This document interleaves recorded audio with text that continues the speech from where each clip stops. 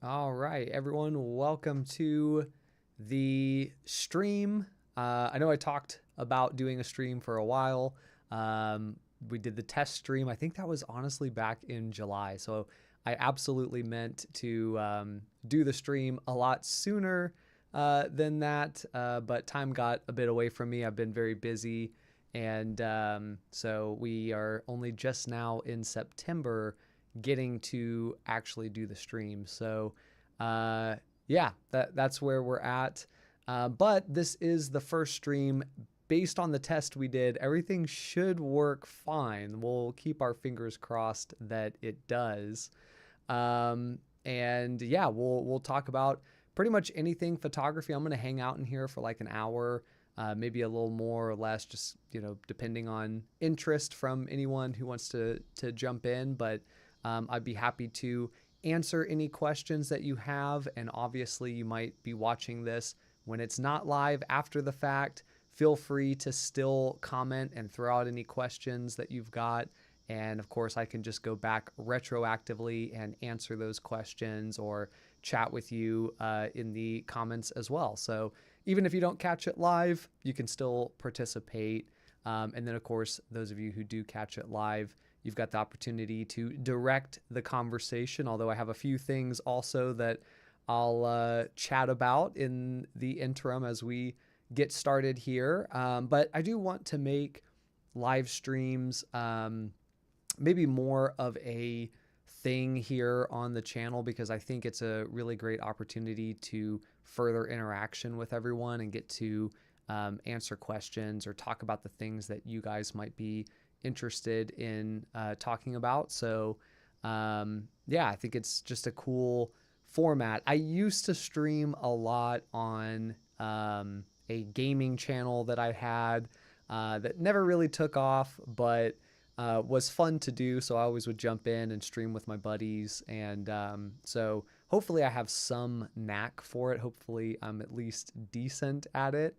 Of course, we're not really going to be playing games on this stream because this is a photography channel. So we're talking about all things photography, but we can extend that to video stuff, to multimedia, art in general. So it doesn't have to stay strictly within photography, but I will, start out there at least, and we'll see where we go. But I wasn't sure I was going to be able to do this stream because I just got back from Montana.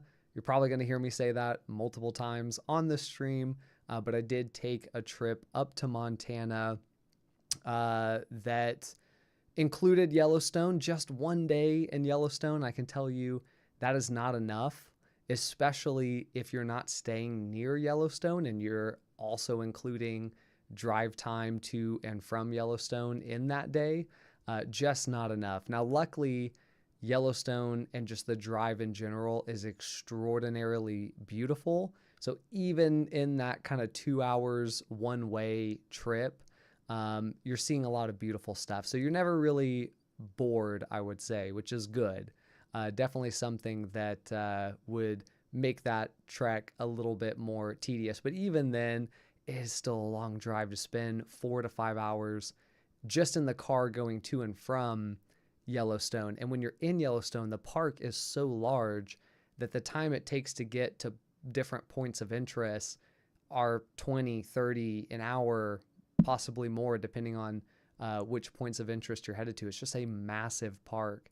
I think it is one of the largest parks, if not the largest national park in the United States. So it definitely felt that way. So one day was not enough, but it was really cool to get to go see, to get to go photograph. I think I'll probably share a few images from that trip here on the stream, but I am also working on an actual video where I'll showcase a lot more of those images, but I'll give you a little teaser here on the stream. I did go up to Montana, went up to Bozeman specifically to participate in a comedy festival. Now, I don't do stand-up, but I do improv, not something I talk about much on the channel, kind of just a side hobby for me, but my troupe got invited to participate in the festival, So we went up there, and that was the main reason I went. You know, Montana, maybe not known as the comedy mecca. And I would probably say that is justified, but it was a really fun festival.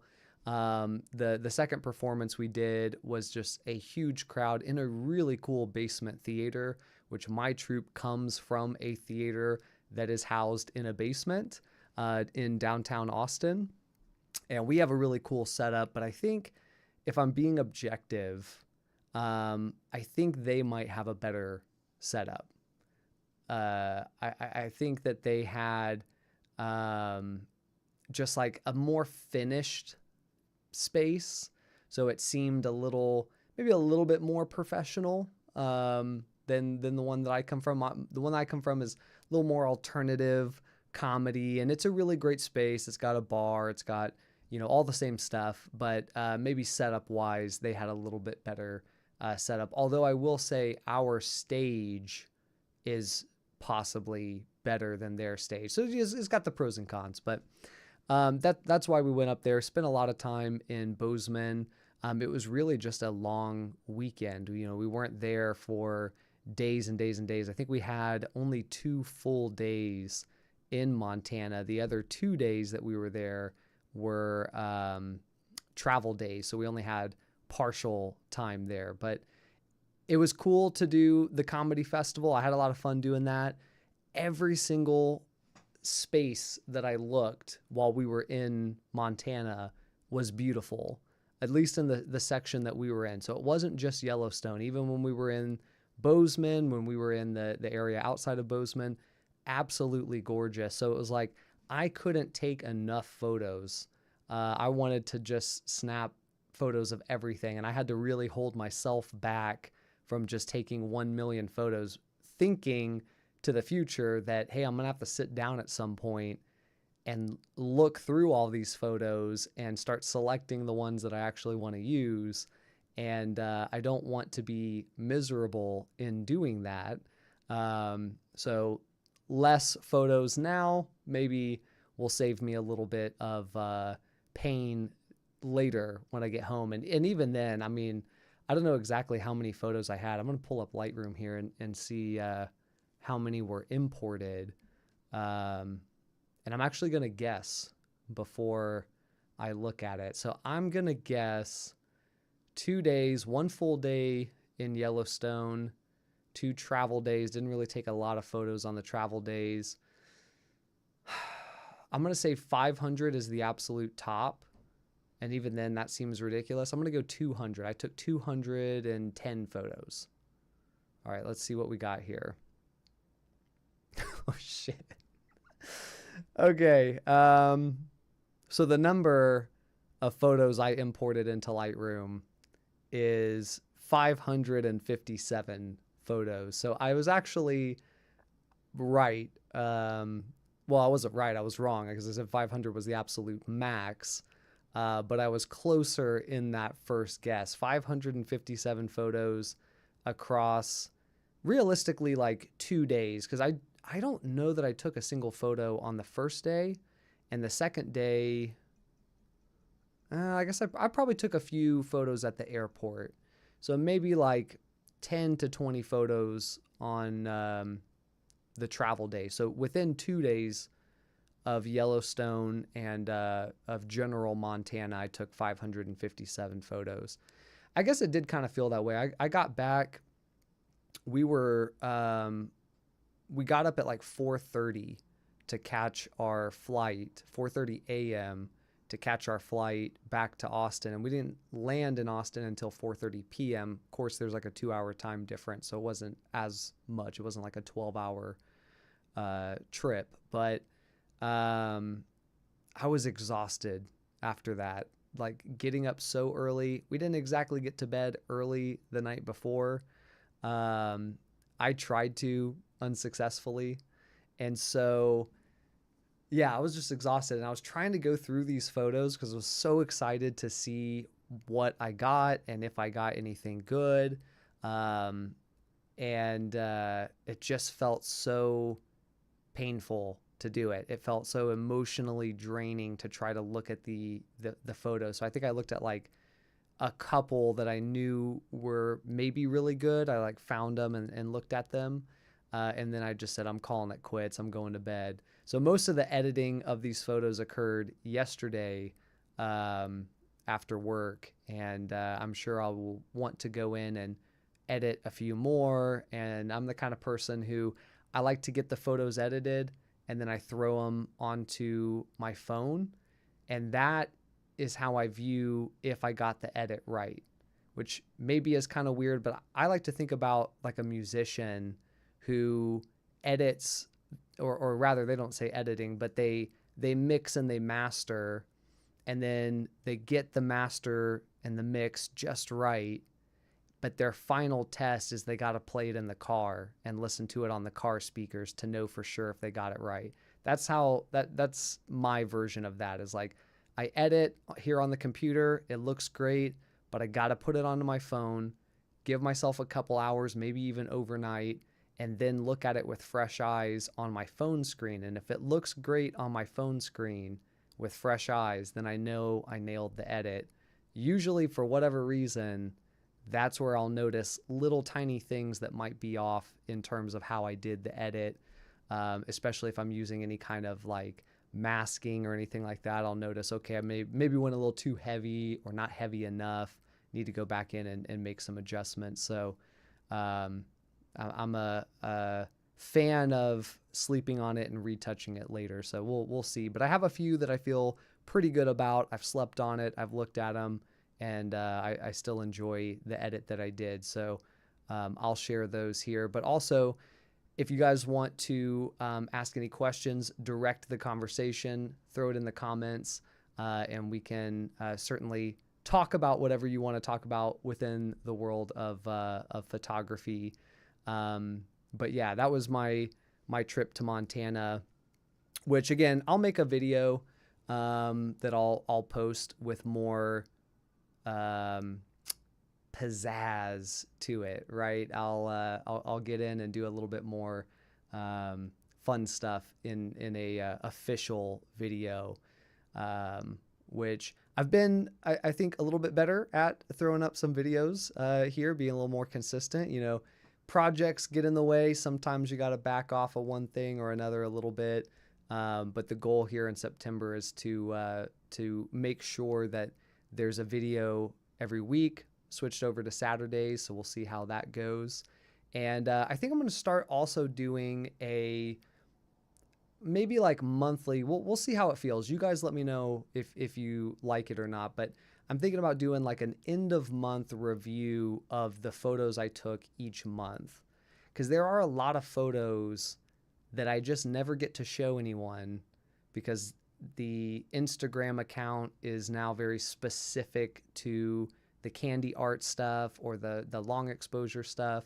And so there's all these photos that don't make it into videos but are really good, and they just don't have a place to live. So I'm thinking I can do a video at the end of each month and kind of review some of the photos that I've taken, talk about some of the things I was thinking when I took them, or what kind of gear I used to accomplish, what kind of lighting, things like that.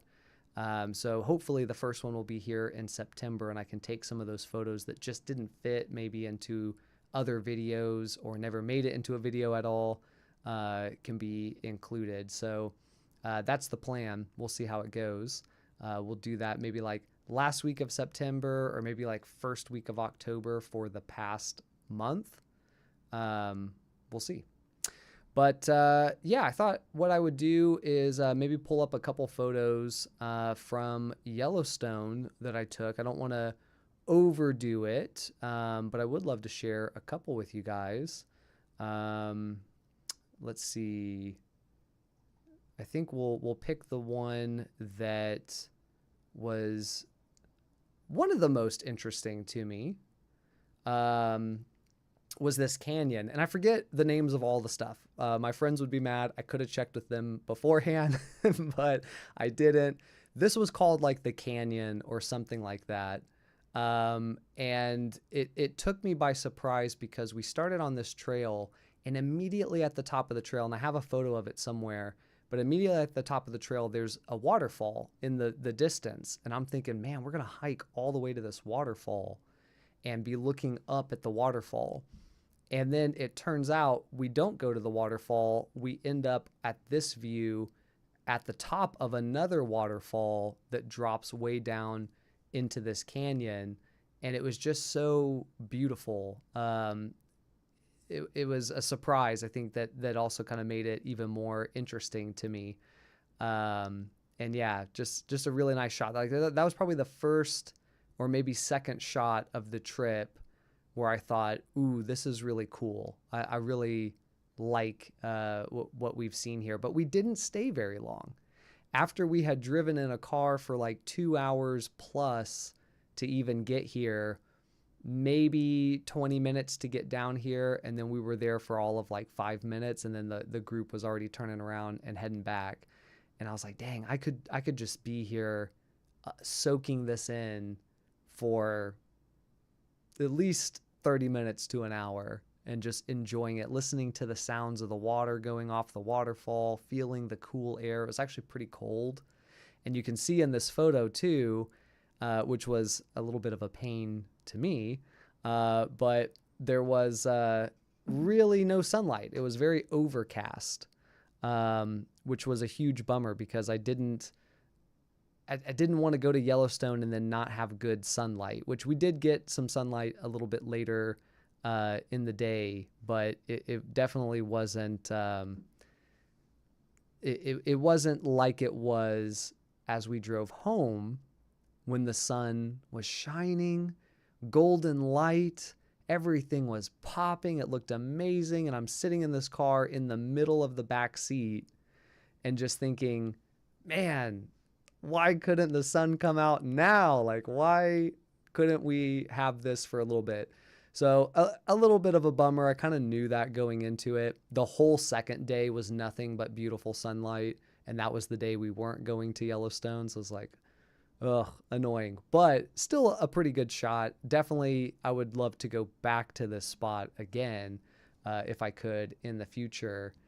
Oh, we've got a longtime viewer here in the comments section.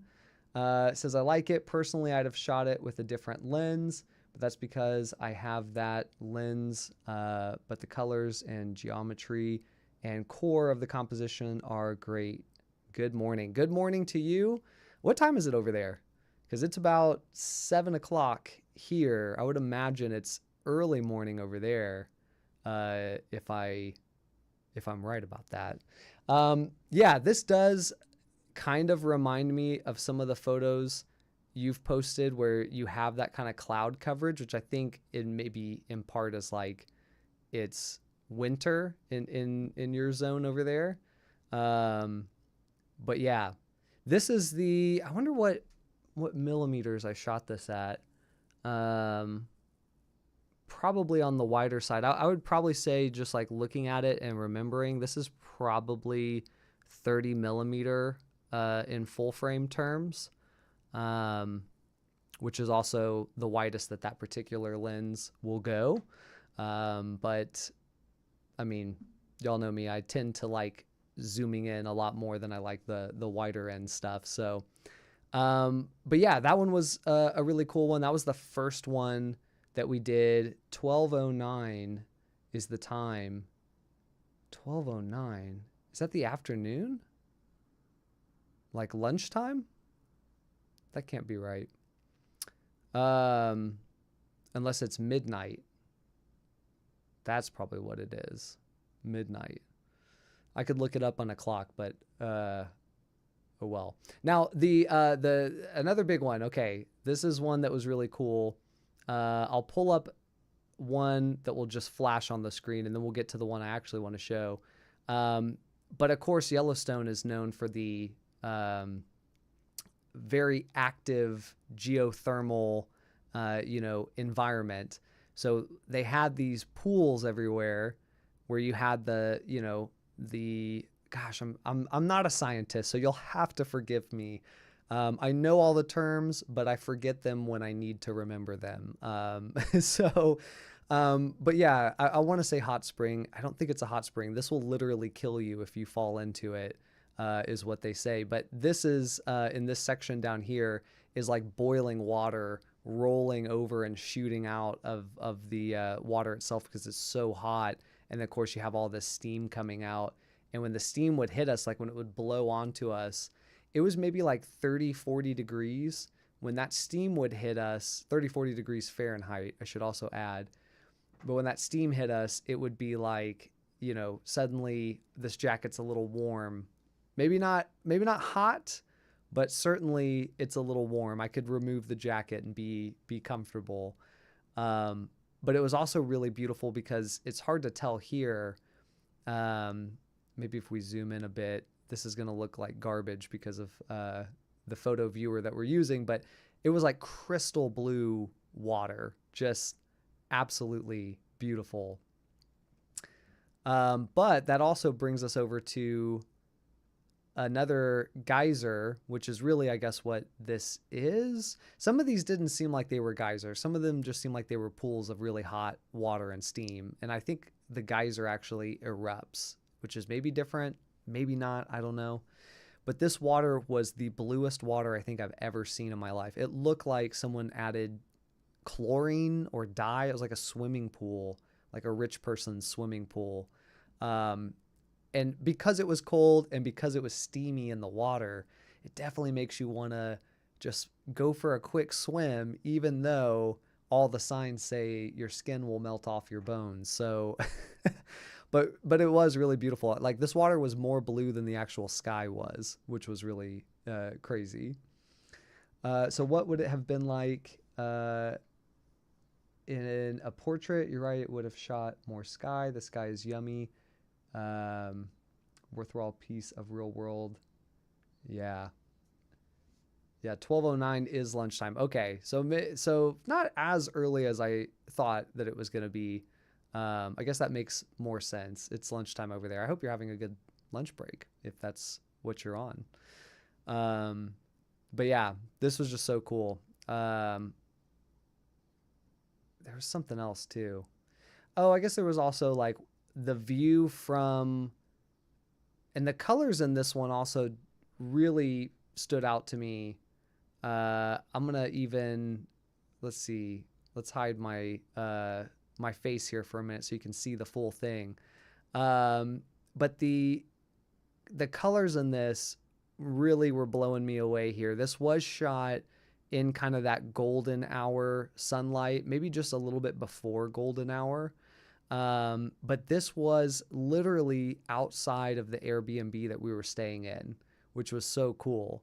I don't think I've ever stayed at a place, hotel or otherwise, where you had such a beautiful view. So every morning, and this was inside the Airbnb as well. Like if you looked out the living room window, the dining room window, you know, the kitchen window, you had a view very similar to this, which was just amazing. And of course, this is where the clouds were starting to clear up a bit and we were getting a lot more of that sunlight. But man, I was just like obsessed with this view. I shot it probably 3 times, like once each day. And this was just like the best one of it because the first day it was very stormy, which was also potentially kind of cool, like get a little stormy shot in there. But yeah, then this one was a more sunsetty, getting close to golden hour type of shot. I will say Montana, very beautiful. I usually don't shoot a lot of nature, you know, obviously longtime viewers of the channel, you know, I don't get out and do landscape very much. Montana made it easy for me to shoot and kind of connect with it a bit more. But I will say Montana, and this may come as a shock to many of you. I don't know. Some of you are in bed, which is good. Others of you might want to get seated, but Montana, not the best food. Probably didn't have a single meal, and I don't want to be a jerk about it, but I don't think I had a single meal that I was like, this was good. None of the meals were bad either. They were all just like fine. Like, okay, this was fine. They were a little expensive too, so that's what kind of made it worse. Like if they were cheap and fine, it would have been like, whatever. But they were kind of expensive and still just mediocre at best. And we tried everything. We had pizza one night. We went to like a kind of higher end steak type fancier place. We had sushi at one point. We went to a pub at one point. So we were trying a lot of different stuff, and it was just all hitting exactly mid. So someone said, "Hi, Colton. Hello. Welcome to the live stream. Good to see really like two of the most active people in this community here in the live stream. So happy to have you both in here. Yeah, the view from this is so far away. I need to like make the text larger. But yeah, the view from, that's a great title for it, and the colors, light, and perspective make it fairly unremarkable or unspectacular scene look amazing. Lovely image. Yeah. Yeah, and the other cool thing about this too, which we will title The View From, that's a great title, and you will get credit for that. The nice thing about this view, or this photo really, is that this is pretty much straight out of camera. The one that I originally posted on Instagram was just one literally straight out of camera. Like I did the camera to cell phone transfer, which only transfers your raw photos as a JPEG. So I guess in camera it converts it to a JPEG and then shoots it over. But yeah, it was like almost no touch up needed, which was really awesome. Active person lying in bed at lunchtime. Look, you're talking to the former king, maybe not the current king, but the former king of a lunchtime nap. We have like a mandatory 1 hour, it's, I guess, unpaid technically, but it doesn't count towards your hours for the day. We'll put it that way. So you have to work a longer day to accommodate this 1 hour mandatory lunch. But that would be like my prime nap time. You know, get a water ready to go, ice cold water right by the bed, jump in, take a nap. I love putting on a box fan, drowned out any other sound. It's like a deprivation tank. And then just knock out an hour-long nap, jump up the moment it's time to go back to work and go boom, which is great if you're working from home. If you're working from the office, little more awkward to try to pull that off. But I was in Keystone, Colorado, had some landscapes that look like that. Yeah, Colorado, I will say Montana did kind of remind me of Colorado because of like the mountainous type area. That's an interesting thought. Like how much like Colorado did I find Montana to be?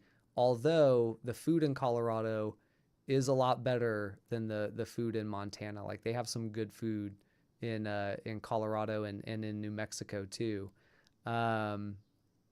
Yeah, I would probably say, as weird as it is, Colorado seems more mountainous with like deep valleys in between the mountains. A lot of, at least the parts that I've been in, are a lot of small towns like nestled in the valley, and then they have some kind of resort or like ski lift area that goes up into the mountains.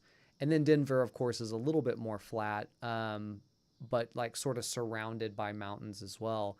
In Montana, it was like almost a mix of like flatland, like farmland. And in fact, there were quite a few farms. And then like these mountains that are kind of popping up sporadically. Like it almost seems like no matter where you look, there's a mountain. And yet also you're standing in a very large open field, basically, with like no trees.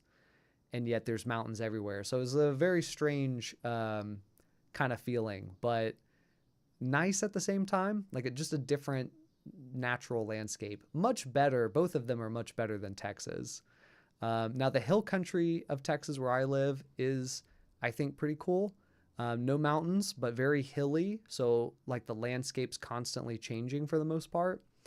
And I would even say like East Texas out in Houston can be very photographically fun because there's a lot more taller trees. And maybe, am I thinking of Houston? Is that really what I want to say? Maybe I'm just thinking of more like East Texas where there's more trees. But man, like North Texas, West Texas can be fun to photograph because it's like flat desert, especially down by Big Bend. Big Bend is a phenomenal. Am I saying that right? Big Bend. Yes, not Big Ben. Big Bend. That's a beautiful natural park to go to, and you can shoot the Milky Way. You can see the Milky Way with your bare eyes. You just look up and you're like, wow, this is incredible. But yeah, that landscape's cool. West Texas, you can miss me on West Texas. I don't. I've driven through that enough times to know that it's not great. Now there is a photographer, and I don't have his book on hand, but he went and shot in kind of like West Texas and some of these like towns you would never want to drive through, and just got like really interesting stuff. I think stuff that's probably much more interesting to someone who doesn't natively live there, because it's something new and very probably different. His name's Simon something. So he's like a French photographer. So for anyone in France or in an area that doesn't look like that, I'm sure it looks like amazing and really interesting. For me, some of the shots were awesome, and some of the shots was like, well, I see that every day, so I don't know how I feel about it, but yeah. When I went to Montana, I didn't eat anything. Amazing to realize that. Honestly, I felt like I didn't eat anything because I couldn't remember anything enjoyable about the food that I had. I packed a more delicious chicken and cheese sandwich than some of the stuff that I ate there. But I don't want to shit on it too much because it's like, look, are you going to have everything? You got these beautiful views. You're going to have everything? I guess not. I will say one big mistake I made is I got off the plane and I thought that we had enough cars in our group. So I went, as I mentioned at the start, but for anyone who missed it, I went to Montana just for a long weekend to participate in a comedy festival. And so we had a large group. There was 10 of us that were staying in this Airbnb. And it sounded like there were going to be 3 cars. But then once we left the airport, there was this sort of realization that we only have 2 cars, and that's not going to be enough for 10 people to go to Yellowstone. So I had them drop me off at just a random rental place, not tied to the airport. And unfortunately, they did not have any cars available. They were already booked. And then the lady says, actually, you know what? We have an electric car. No one ever rents it. It's not politically, I guess, like favorable to rent an electric car in Montana. Nobody here wants them. So we always just have this electric car hanging around. We could rent you that. And, to me, I'm like, I don't care if it's got gas or electric. I'll take it, whatever. But I'm also coming from Austin, where there's a lot of electric cars and a lot of infrastructure. I wasn't really thinking about that. The lady did tell me I wouldn't drive it to Yellowstone because there's not a lot of chargers along the way, but I do see cars in Yellowstone. So maybe, electric cars in Yellowstone. So maybe it's fine. And so we kind of came up with a plan, like we'll just drive it around town. She's like, yeah, you won't have to recharge it if you just drive it around town. So we rented it. And for like the first day, maybe 2 days, I was having a blast in that car. I'd never driven an electric car before. And that thing, I guess because there's not a motor in there, you don't really feel how fast it's going. I was doing like 80 a lot of times. Now, if you're a police officer, I would never did that, and I always obeyed the law. But yeah, I would like look down, I'm like, damn, I'm flying in this thing, and it doesn't feel like it. It was so smooth, and like it felt fun to drive. I'm a big parallel parker, and this thing was like so easy to parallel park. I was like, I love this car. And then it ran out of juice. And we were told it wouldn't, but it did. I don't know if it maybe is just like an older battery or what the deal was, but it ran out of juice. And man, they were not joking when they said there are like no charging infrastructure in Montana because we could barely find any chargers. The ones we did were not compatible with this particular car, which was apparently older. It had no adapters. They never told us that it was going to use an older charger or what type it used. So we had to do all this research. And we finally find one single charger in the whole city and really anywhere near that city that has the proper connector. And it's at this Audi dealership. And we had to charge it for 25 minutes, $1 a minute, so $25, which, you know, that's probably still under a tank of gas, but we didn't even get a full charge. So we just had enough to really like finish our day, take it home, and then have enough juice to get to the airport the next day. So we kind of learned our lesson. Maybe don't drive an electric vehicle in Montana. Thank God we did not drive that thing to Yellowstone because the odds that they had the right charger there are probably low, and I don't even want to think about getting stranded in the middle of nowhere essentially. Been to Texas twice. Once was a layover. The other was San Antonio trip. Was on my bucket list about 10 years ago. Man, I gotta say, okay, so I live in Austin. I think my second favorite city in Texas is San Antonio. Like, it's a fun city, and people in Austin will kind of like dump on it a little bit, and they'll like make jokes about tourist traps and stuff there. But like, honestly, it's a fun city to go like hang out in. If I had to move to a different city in Texas, I would pick San Antonio because there's just a lot of stuff to do there. I mean, realistically, I think San Antonio, Houston, Dallas, they're all larger than Austin. Like, Austin's the smallest big city, I feel like, in Texas. So yeah, Houston's a really cool one and a cool place to do photography because at least if you're into like urban exploration type photography, which I used to do years ago, San Antonio is like a prime spot if you're in Texas because it's a city that's large enough to have built a lot of stuff, but isn't maybe growing as much as a city like Dallas or Austin is. And so there is a lot more abandoned stuff there, and the quality of the abandoned stuff is a little bit better. You know, in Austin, there's like nothing because the city's growing so fast that the moment something becomes empty, it gets knocked down and a condo gets built there. So it's like you have no time to like go explore any of that stuff or let it kind of sweeten and ripen in its age of being like a, you know, an older type of place. The best is really like New England area and like the Rust Belt, like kind of going into the northeastern part of the country. Whereas like Detroit and oh man, what's the other one? There's another big one. Oh, Philadelphia maybe? It's not Philadelphia. It's something else. But like they kind of have that Rust Belt where there's all this beautiful infrastructure like nuclear power plants and steel mills and all this stuff, and economically it's not doing well, and so all that stuff's abandoned. And then you find channels like The Proper People on YouTube who are exploring all that stuff, and they're like finding a nuclear power plant with all the lights still on, and you're like, this is insane. We have nothing like that in Texas. So yeah. Went to a lot of art museums. Loved the 1968 World Fair remains. Just a great photo place. Yeah. And you know, interestingly, you bring up the art museums. There's like next to no art museums in Austin, which Austin is like the liberal kind of artsy, creative hub in Texas.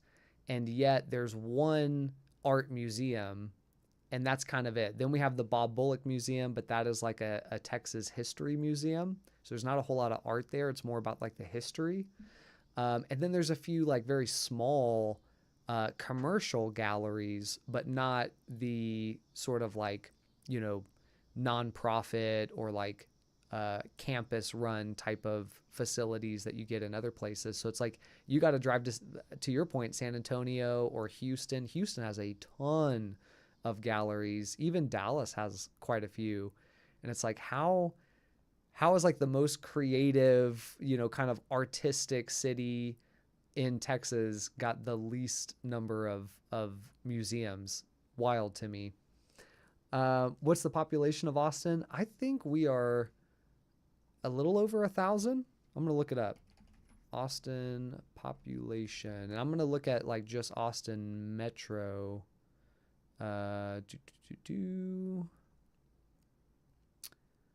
Under 1,000.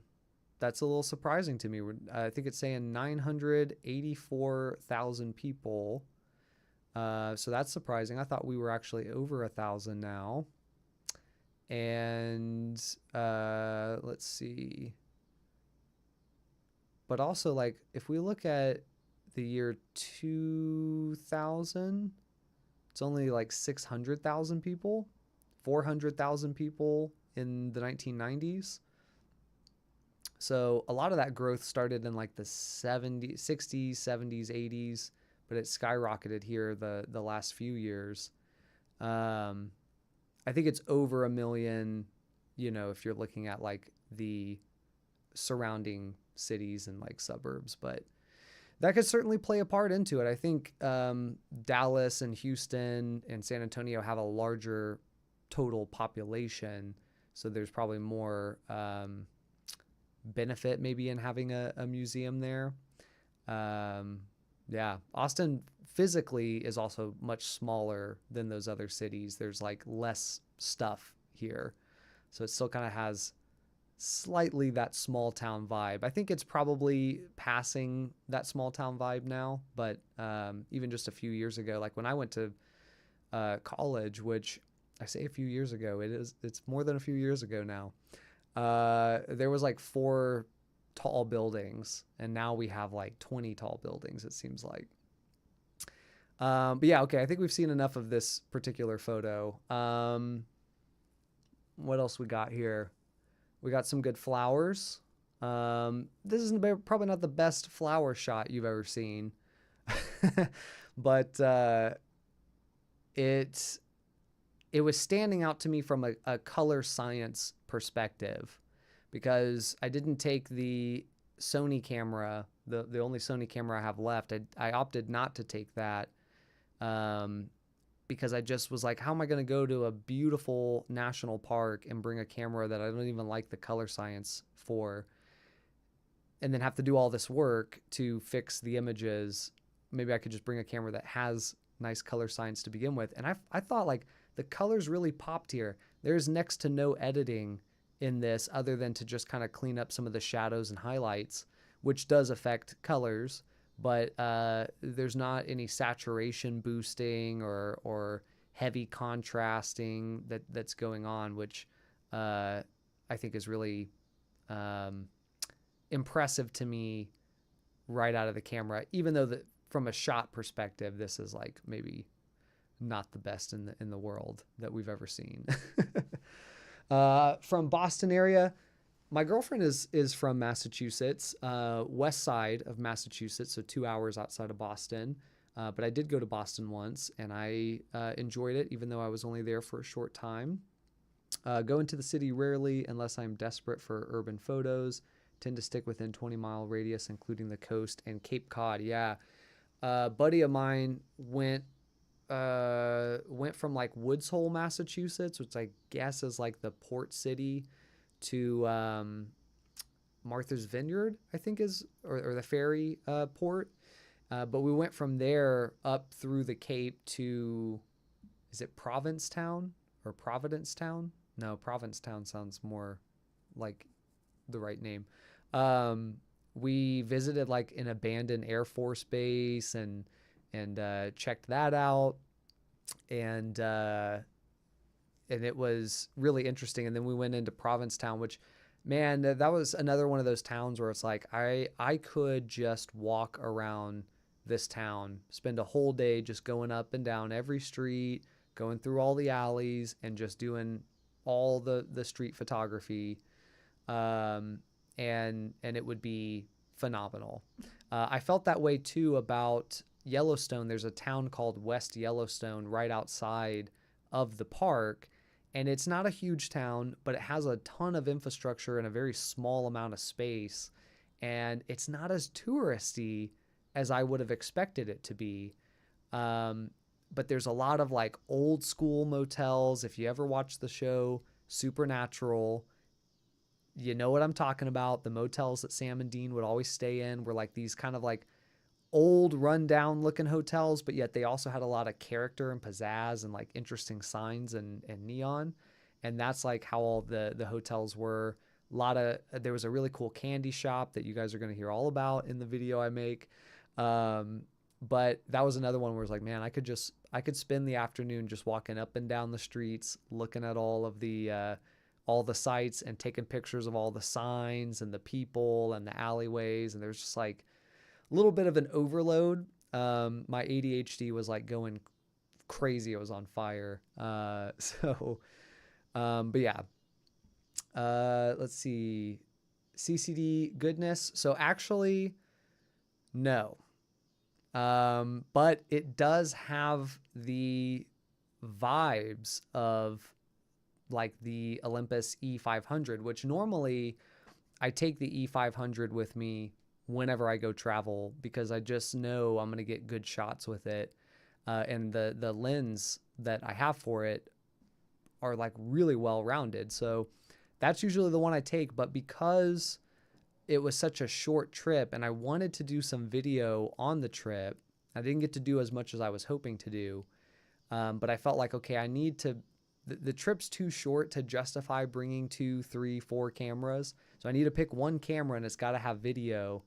And so I brought a new camera that I haven't mentioned that I have. And this was its debut trip to kind of test out, see if it was going to be a good camera for the future.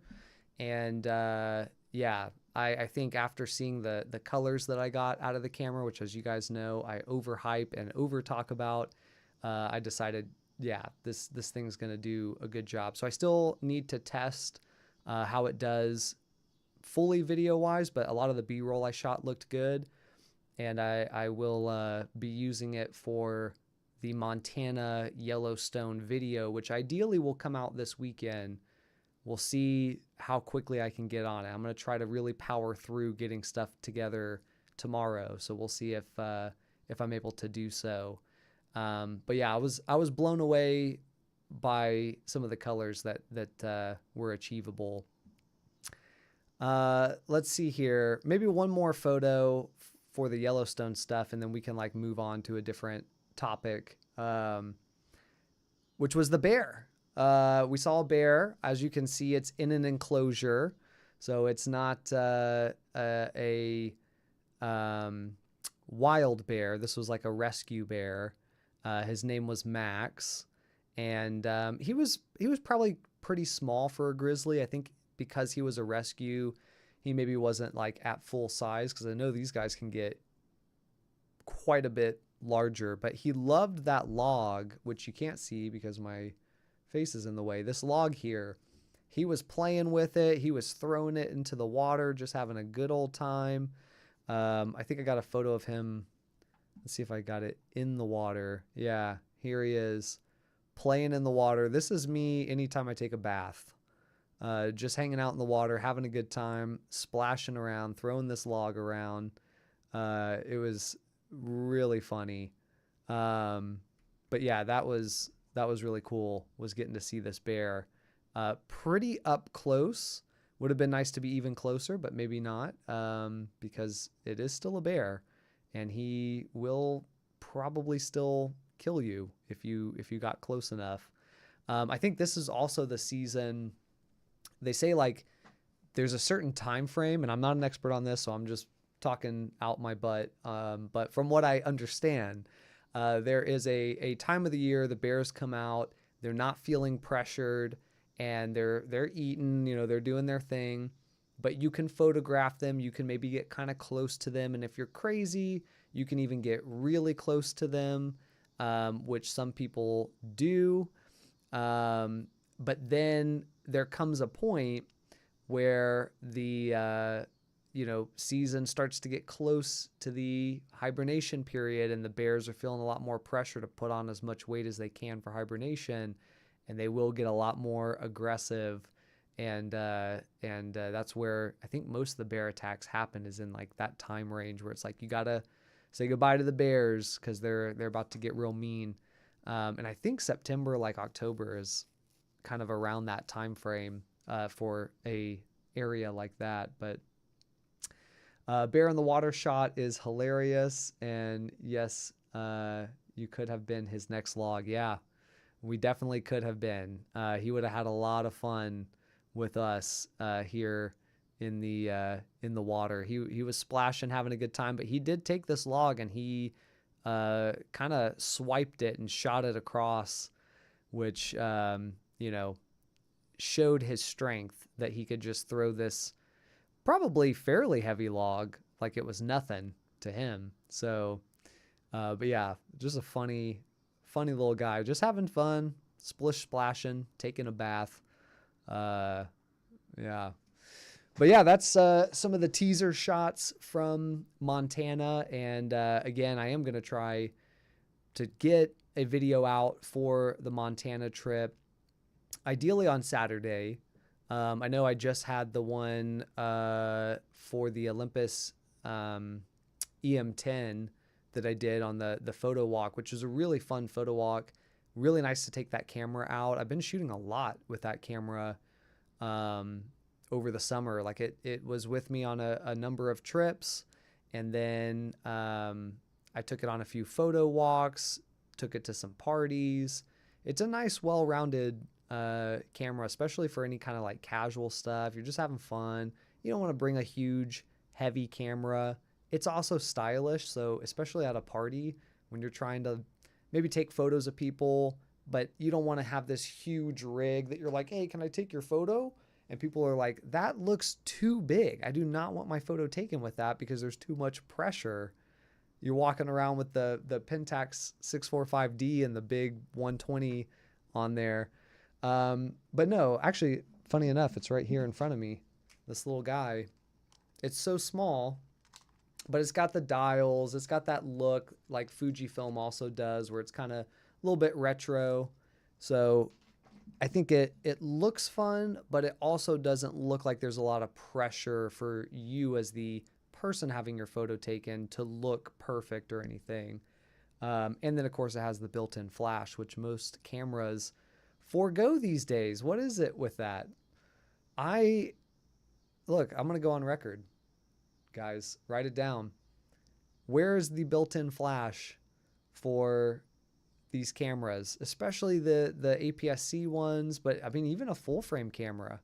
They didn't usually come, like, especially Canon and whatnot, Sony, they didn't come with a built-in flash, but man, it's so useful to just like pop it up, use it real quick when you're under pressure. Who wants to carry around a bulky external flash to connect to the top when you're at a party or you're on vacation? I do not. I just want it built right into the camera.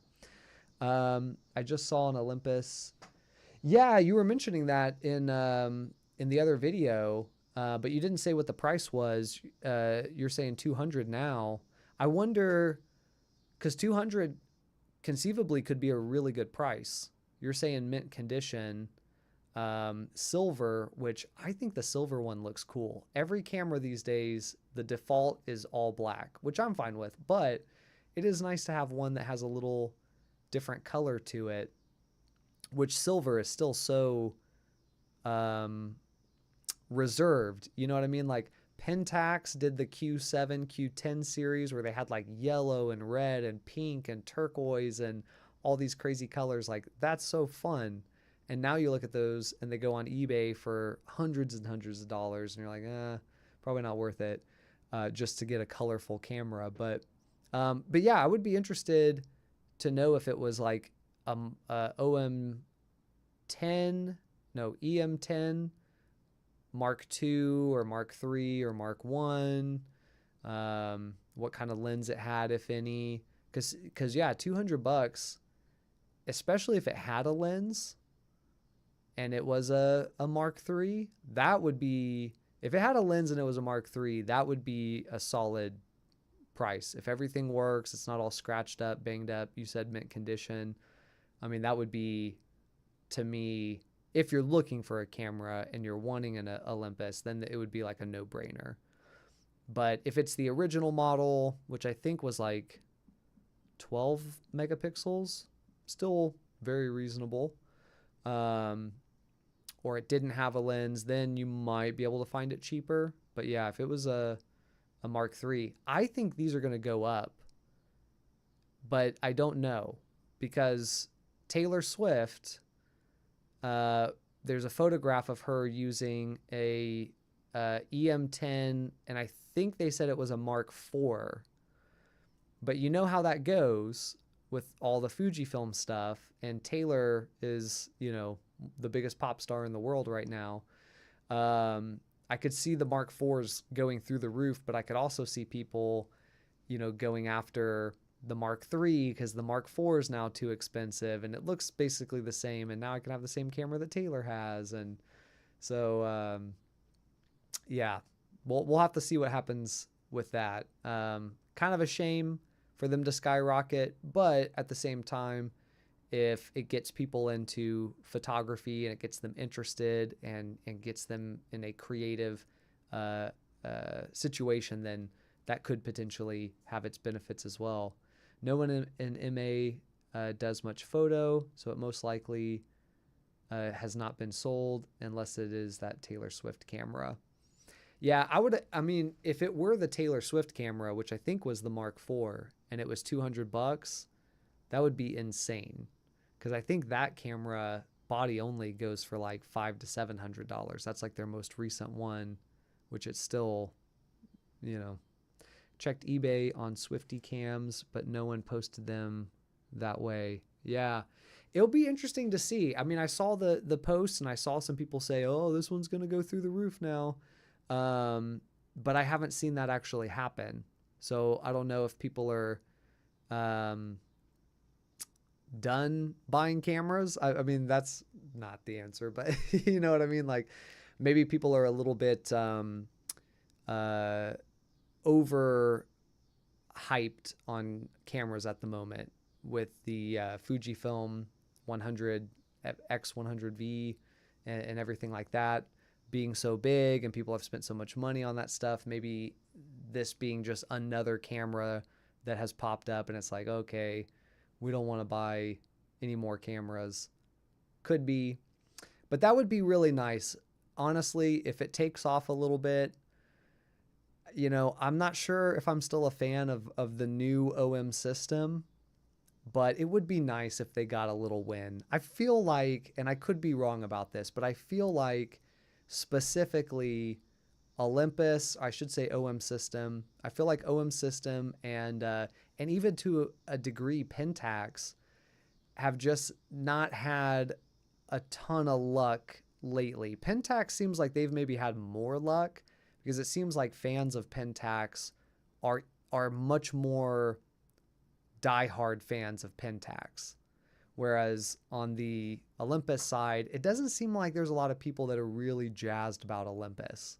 Maybe I'm the only one who feels that way. And I own multiple Olympus cameras and love them dearly. But yeah, it doesn't seem like you hear much about OM system. No one's ever really talking about them. And when they do, they seem to mostly be complaining that the cameras that are being released aren't really all that exciting. And what direction are we going in? And so I don't know. I hope that turns around for them because certainly they've got the history.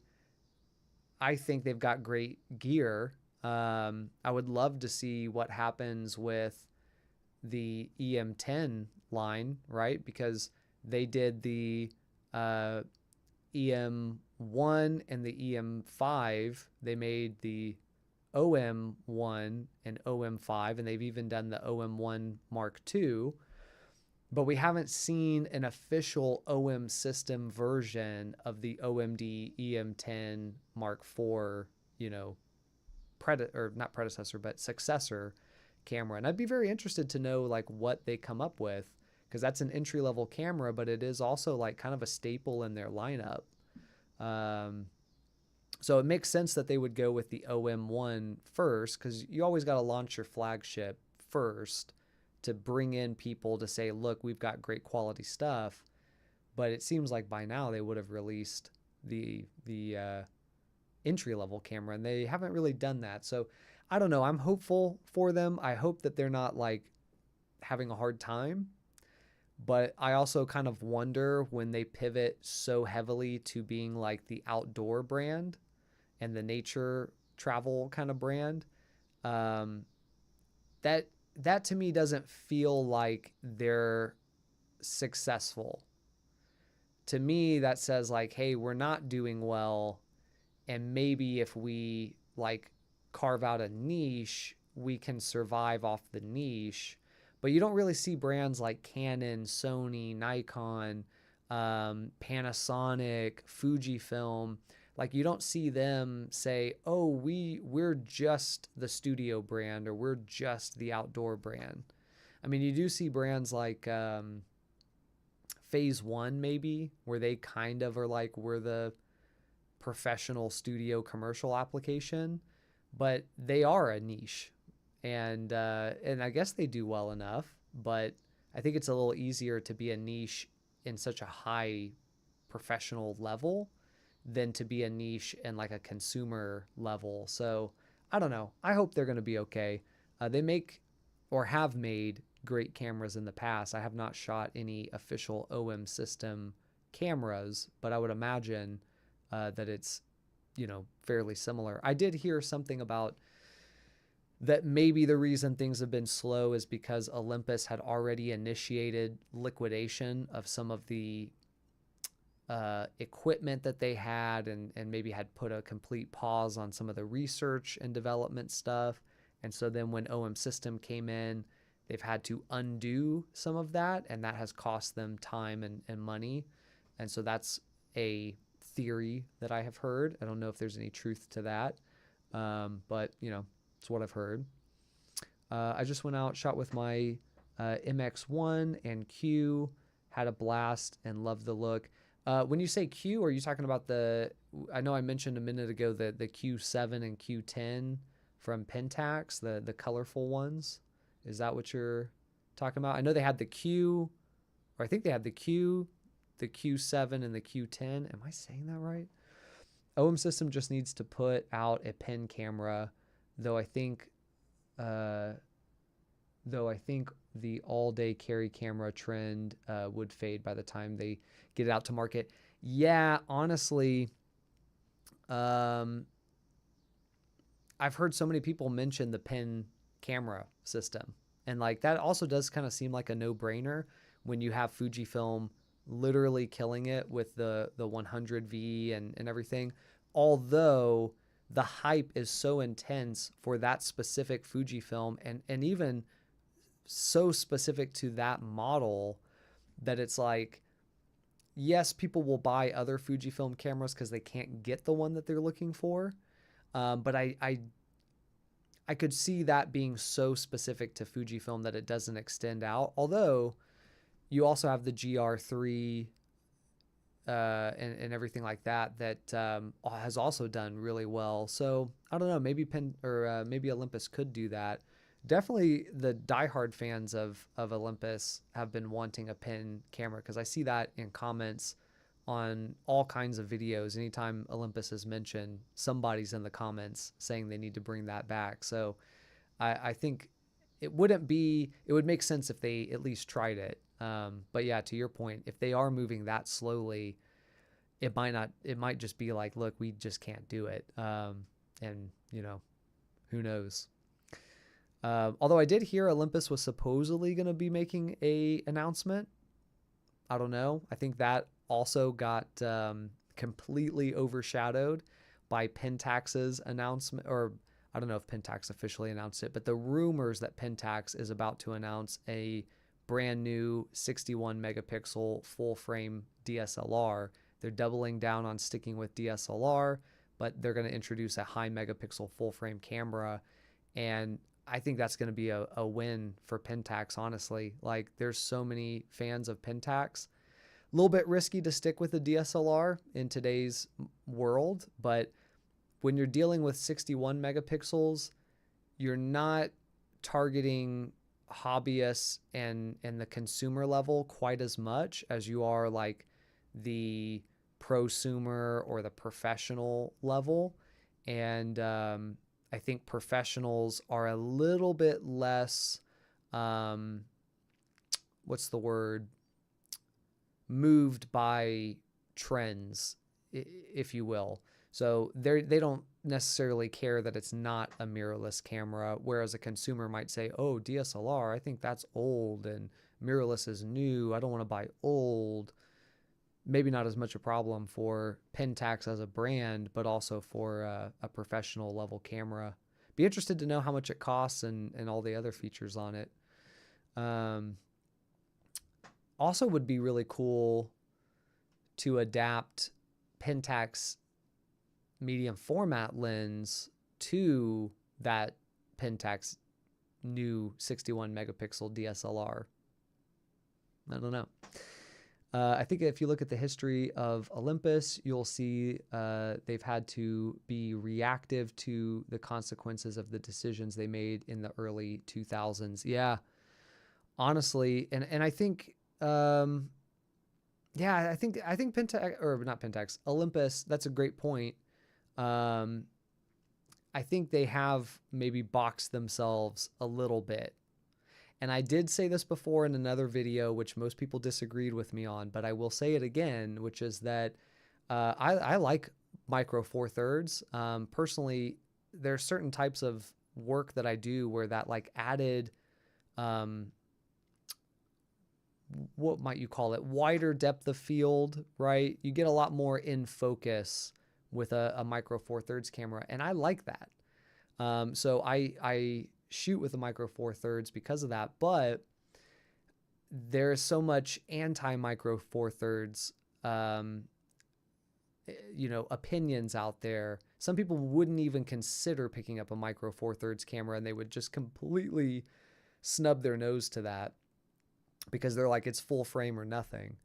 And I do think it's a little bit of a misstep to double down so heavily on micro four thirds and not introduce any other type of sensor. Now, at this point, I don't think they really could even do that.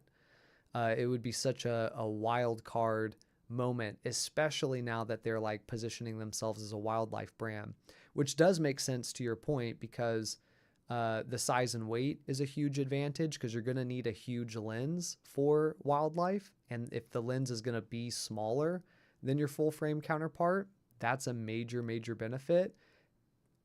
Micro four thirds tends to cost a little bit less, not dramatically so. And these days it seems like that's kind of been muddied, but in the past, maybe it was a little bit cheaper for the reach that you could get.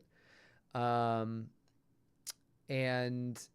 yeah, like doubling in on the reach is a major benefit too. But so that does make sense. I think that's been their bread and butter for a while, is like wildlife, bird photography, things like that, which a brand like Panasonic also doing micro four thirds, but they're so much more focused on the video side of things that I think has been, the area where Olympus has done well. But yeah, at this point, I don't know there's much that they could do, but in the past, maybe they could have opted to introduce another sensor size.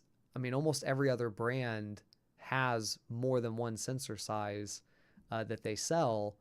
I think Fujifilm made the smartest decision I've seen in years when they introduced the medium format, because everyone was always complaining that Fujifilm only had APS-C size sensors. They don't have anything professional level.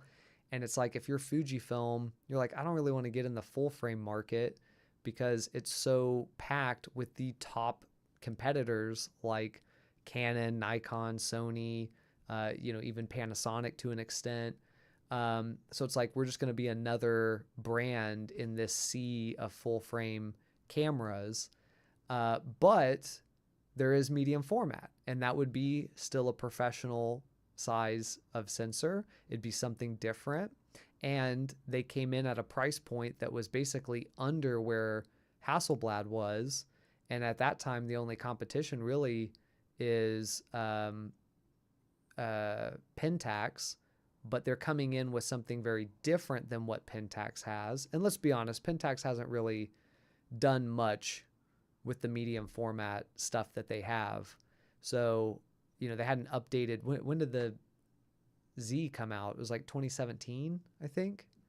So it's like perfect time for them to introduce the Fujifilm stuff, which did come out about the same time, a couple years after, I think, for the 50S. But it's like at the price point that they're coming in at on that is the lowest. So they're targeting the bottom of the micro four thirds, the bottom of the medium format market. And then of course the people who are buying the Fujifilm are not the people who would be interested in a phase one from the standpoint of affordability. So, but yeah, I don't know. I think OM System is probably locked in on the path they're on. Maybe if they can get some success there, they could look at introducing another sensor size, but I think they would have to really differentiate it from what they already have and try to target something else. I said in that video I would love to see them do a medium format sensor. I will agree the likelihood of that and even like the reasonableness of that is very, very low. I just think it would be cool if they did that because they have such great color science. And that's something that would, pair really nicely with anything really, but especially medium format. Anti-micro four thirds is largely the stereotypical tribalism. Agree. There are advantages and disadvantages, same as with crop and full frame and medium format, and point and shoot, smaller than an inch sensors. So totally agree there. Ignorance around genres of photography and specific requirements. Yeah, totally. I mean, like you said, it has its benefits and its disadvantages. If you're looking for the most shallowest depth of field, yeah, maybe micro four thirds is not going to be your best bet. But if you're looking to get more in focus and there's some kinds of photography where that is beneficial, then micro four thirds could be really good. If you're looking to get lightweight, cheaper equipment, much significant, more reach, major benefits of micro four thirds. So yeah, depends on what you're shooting. But there's certainly a place for micro four thirds. And I think people that speak ill of micro four thirds are just not educated. They're ignorant of like the dynamics of all these different sensors, because medium format is like praised as the creme de la creme, and it's got great stuff, but it isn't the best tool for every job. So yeah, totally agree. Been a part of the Pentax ecosystem since I bought the new K10D last 14 years until I upgraded to KP, but that was due to all the lens I invested in, so I kept with the brand. Yeah, it does make more sense to stick with the brand, and I can speak on experience as someone who does buy too many different brands and doesn't stay loyal to them very long. Although I think now, as I've gotten to the point that I'm at, I've gotten smart enough to know what I actually need and have made choices there that make more sense. Also, I meant to circle back to the Pentax Q. What color Pentax Q do you have? I think in the Pentax Q they had a bunch of different colors as well. Maybe it wasn't until the 7 or the 10 that they did that, but that's probably like the two, as far as like a fun camera goes, probably the two that I've always been most interested in are the Pentax kind of like Q7, Q10, where they have such colorful lens and bodies. Like that just seems so much fun. So either that, and I know there's a few other brands that did something kind of similar, maybe not as extreme as Pentax did. And then the other one is like a translucent camera where you can see all the electronics inside. And I've always wanted one of those, but they're so rare, they're so hard to find. I just never even tried. And then there was a YouTube video from what is that channel's name? I totally forgot. You guys will know it. He's well known. Snappiest. I can't remember exactly how the name of the channel is. I'm like looking it up over here. But he got I believe it's actually a Pentax one, where it's see-through. And when I saw that, I was like, man, that is so cool. Snappiness.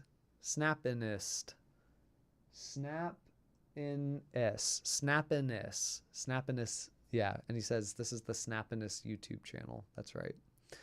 Yeah, his is really cool. Depth of field depends on aperture and distance from subject. This last bit is where you are standing. I can get some DOF with my micro four thirds, as with my K1. Depends on whether I can move. Yeah, but I will say, like, if you set the aperture the same on like a micro four thirds and a medium format camera, you do get more obvious shallower depth of field on the medium format. And that's an extreme example, certainly. But yeah, at the same time, if you're using a fast lens on a micro four thirds camera and you've got the proper distance from the background subject, distance from the lens, yeah, you can absolutely get a much, much more shallower depth of field. And to some extent, you know, if you're looking to get more in focus and less of a narrow focus, which I'll be honest, I do not like a narrow focus. I know that's like all the rage, the bokeh in the background, the shot where like just the eyelash is in focus and everything else on a person's face is blown out. I don't like that one bit. It just, I don't know. It's to me, it feels like trying to use the equipment to make a picture that's maybe not interesting more interesting. And I maybe I'm getting a little controversial there, but yeah, it's like I like to get more in focus. I shoot a lot at like 5.6, 8, and so micro four thirds is to me much better because I can shoot maybe a little more open and get more light in, but still not have necessarily this razor sharp, not razor sharp, but razor thin focus pane, which to me just doesn't look that great. I'd rather have a little more in focus on the subject. And that's something where with the medium format camera, it doesn't come into play as much because I do shoot at like, typically on the Pentax, I'll shoot f11 to f14 is the range I typically will shoot in. So, and then based on the angle that I'm using, I'll get a lot more in focus, but because the camera's so close, because it's macro, you kind of have to fight against that. And that's why I do a lot more top-down shots and a lot more kind of like higher pitch shots because I'm trying to minimize how narrow that pane of focus can be, which I have an even better resolution for that, which is something that I won't speak of yet, but I do have a plan, something I've been working on for like the last year plus, that I really wanted to do with the Pentax, but after talking with some professionals who are much smarter than I, learned that it was physically possible, but it would have such a limited benefit that no manufacturer produces anything to accomplish this, and it just wouldn't be worth doing. So I did go a different route, where I will be able to manipulate the pane of focus. And I think that will be a new era for the Candy art, to be able to do. So a work in progress, and I'll talk more about that when I'm able to actually demonstrate it as well. But yeah. I have the black one. It has it has brass. that will patina with wear. That sounds cool. I did not know they made a brass one, or one that had some brass on it. That's really cool. The first one came in silver and black. Okay, nice. Um, yeah, that would be really cool to have like kind of a brass, something that can patina over time and look really cool, and you don't know what it's going to look like until it starts to develop that. I didn't know they did one quite like that, so that's neat. Yeah, but where was I? I lost my train of thought there. You're on Snap's Discord. I will say I'm a small channel, and will likely stay that way, which to an extent I would maybe prefer, because I just like making my little crappy videos and putting them out there and then getting to talk with some of you guys, but it's not overwhelming, and so it's a nice thing. And he certainly has a much larger audience, although he's not like one of those like massive channels. But I gotta say, like, he has watched some of my videos and left comments on my videos, and he just seems like the most nice dude, just like a genuine guy. And any time that I've left a comment on his channel, he always responds, which I love when YouTubers do that. I try to do that because it's like, if someone's going to take time to comment, assuming the comment is not, rude, but if it's a legit comment, it's like, someone takes the time to do that, I want to write back. And I love engaging because I love to learn new things, hear different perspectives, even in the videos where people are maybe telling me that my comparison is completely unscientific and stupid. It's like, well, look, you're probably right. It probably is wrong, but yeah, I always love to respond to comments, and he seems to have that same kind of mentality, and his responses always make it seem like he actually read the comment and thought about it and had a response, versus just ignoring the comment or just writing thanks. A lot of YouTubers, they'll just say, "Oh, thanks for watching," or "thanks," and that's all you get. And it's like, well, at least they took the time to do that. But he'll actually like write back and engage, and it's like, it just seems like a very nice person, and just a cool dude overall. And the times that he's written, I think maybe twice he's commented on a video of mine, and it was always something very supportive and very nice. And I just thought, that's what you want to see in the world. You want to see good people putting out good stuff and just treating each other with respect. So after seeing that, I was like, man, this guy's really cool. And he always has really interesting videos too. And another thing, as I'm lauding all this praise onto him, I'm also a huge fan of short videos, and his videos are usually pretty short. Sometimes I've seen videos from him that are like 5 minutes long, and I'm like, yes, that is the sweet spot. I do not have much attention, and I know that 5 minutes is going to be packed with content, which is great. So huge fan of his. He's probably one of my favorites. William Verbeek. I have one of his books, and I always liked his content. I don't think he posts quite as much. He has a lot more time in between stuff. But what I love about him is that he doesn't always make videos about the gear. A lot of times it's about the process of going out and shooting, or projects that he's working on, or cool things he's trying to make. And sometimes that can be a little bit of a nice break from all of the gear stuff. But yeah, both of them are really good. There aren't There aren't really any fast micro four third lenses at the tele end. This is because of the size and weight, I suspect. I shoot 4/3, 300, 2.8 on micro 4/3, 600 field of view. Yep. You can't get a 2.8 600 full frame lens. Yeah.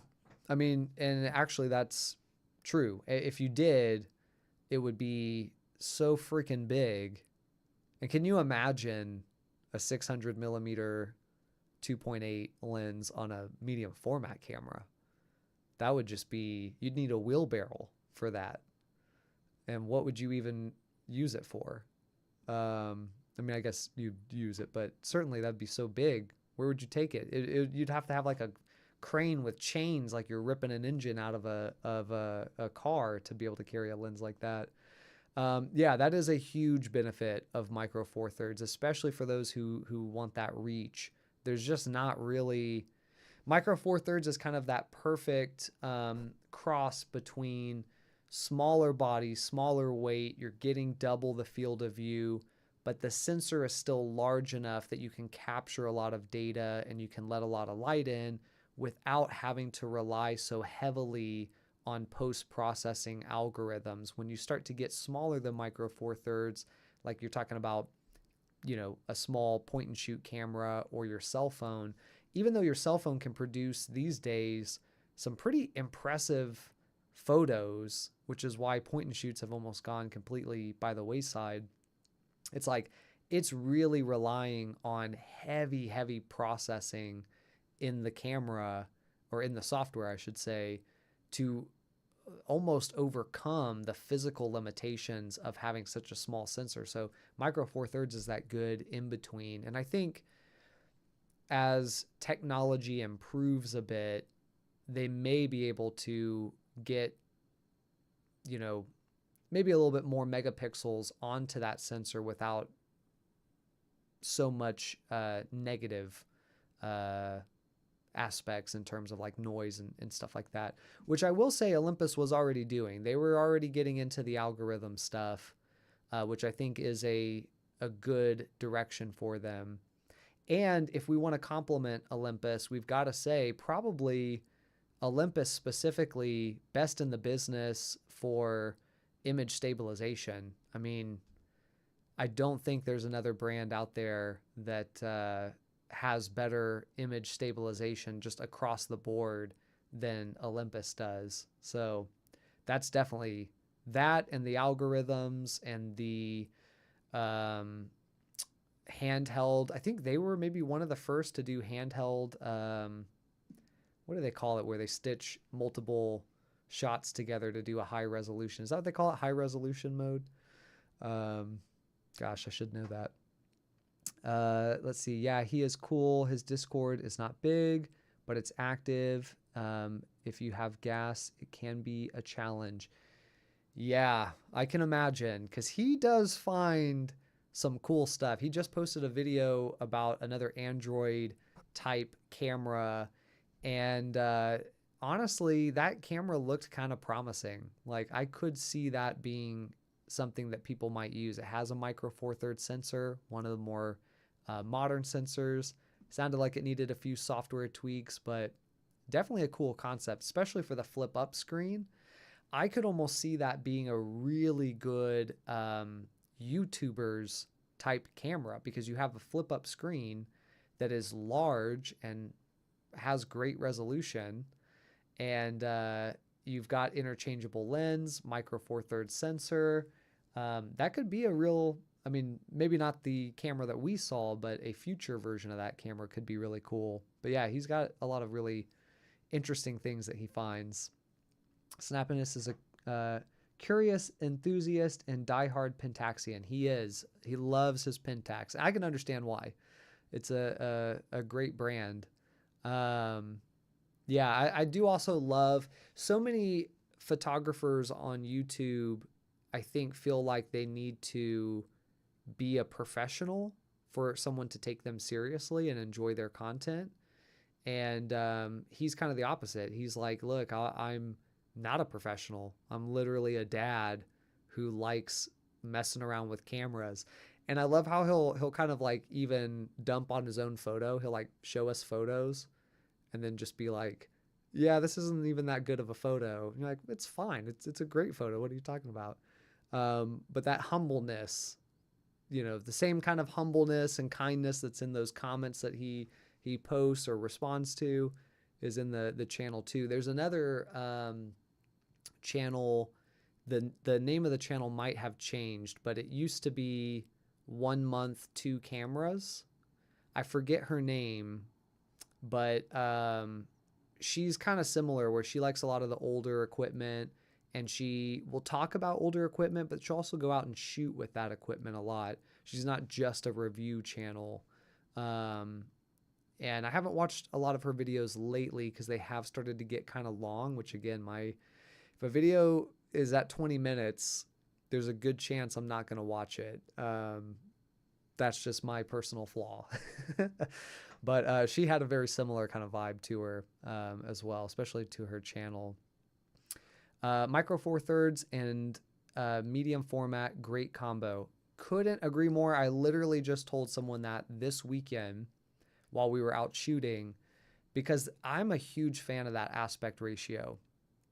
I think it doesn't maybe always suit when you're trying to shoot really wide, because the nature of that aspect is feels kind of tall. But if you're shooting medium format and then you want a camera that you can shoot more freely with, more portable, do other types of stuff that's maybe not as cumbersome as like studio or landscape type things, then yeah, it's like Micro Four Thirds is a great combo because you're going to be working in the same aspect ratio that you're already used to.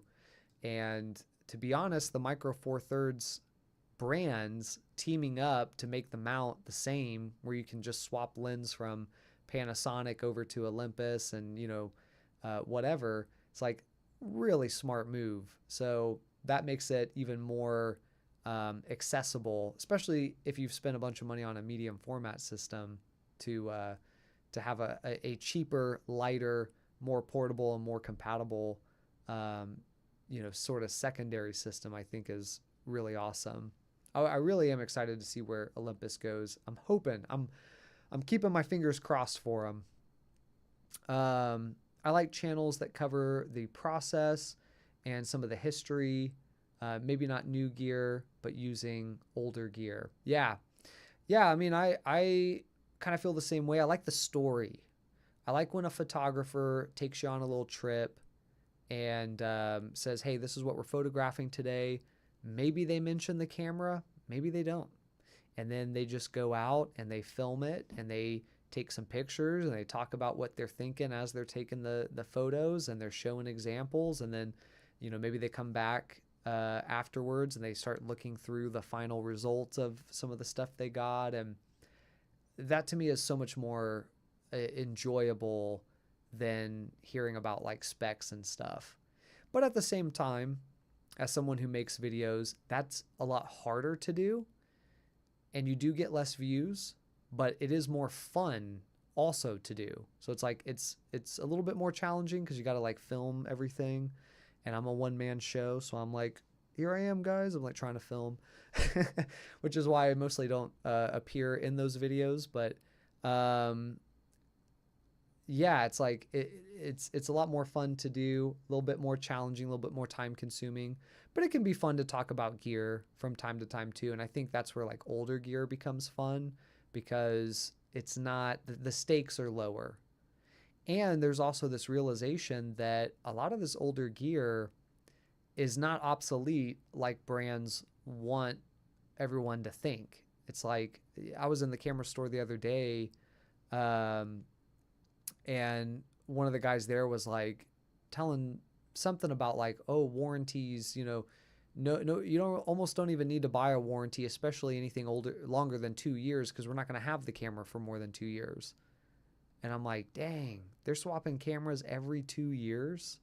They're buying a new, like, that's not enough time to go buy for features to have, advanced enough for it to be worth your money to buy a new camera.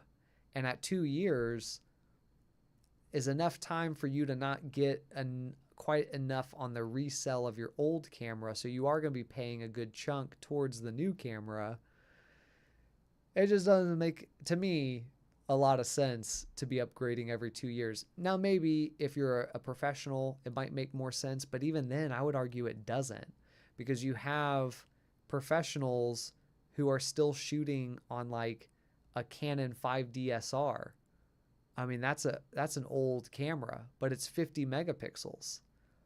It's like if a commercial photographer is shooting on that, why do we need to upgrade from the Sony, you know, A7R4 to the A7R5? What are we really getting there? Now, if you're going from the A7R1 to the A7R5, that makes more sense. But yeah, I don't know. I don't know, man. But I will admit, as much as I kind of dump on new gear reviews and stuff like that, like I can get interested in it from time to time. But what I hate is I'll watch one video.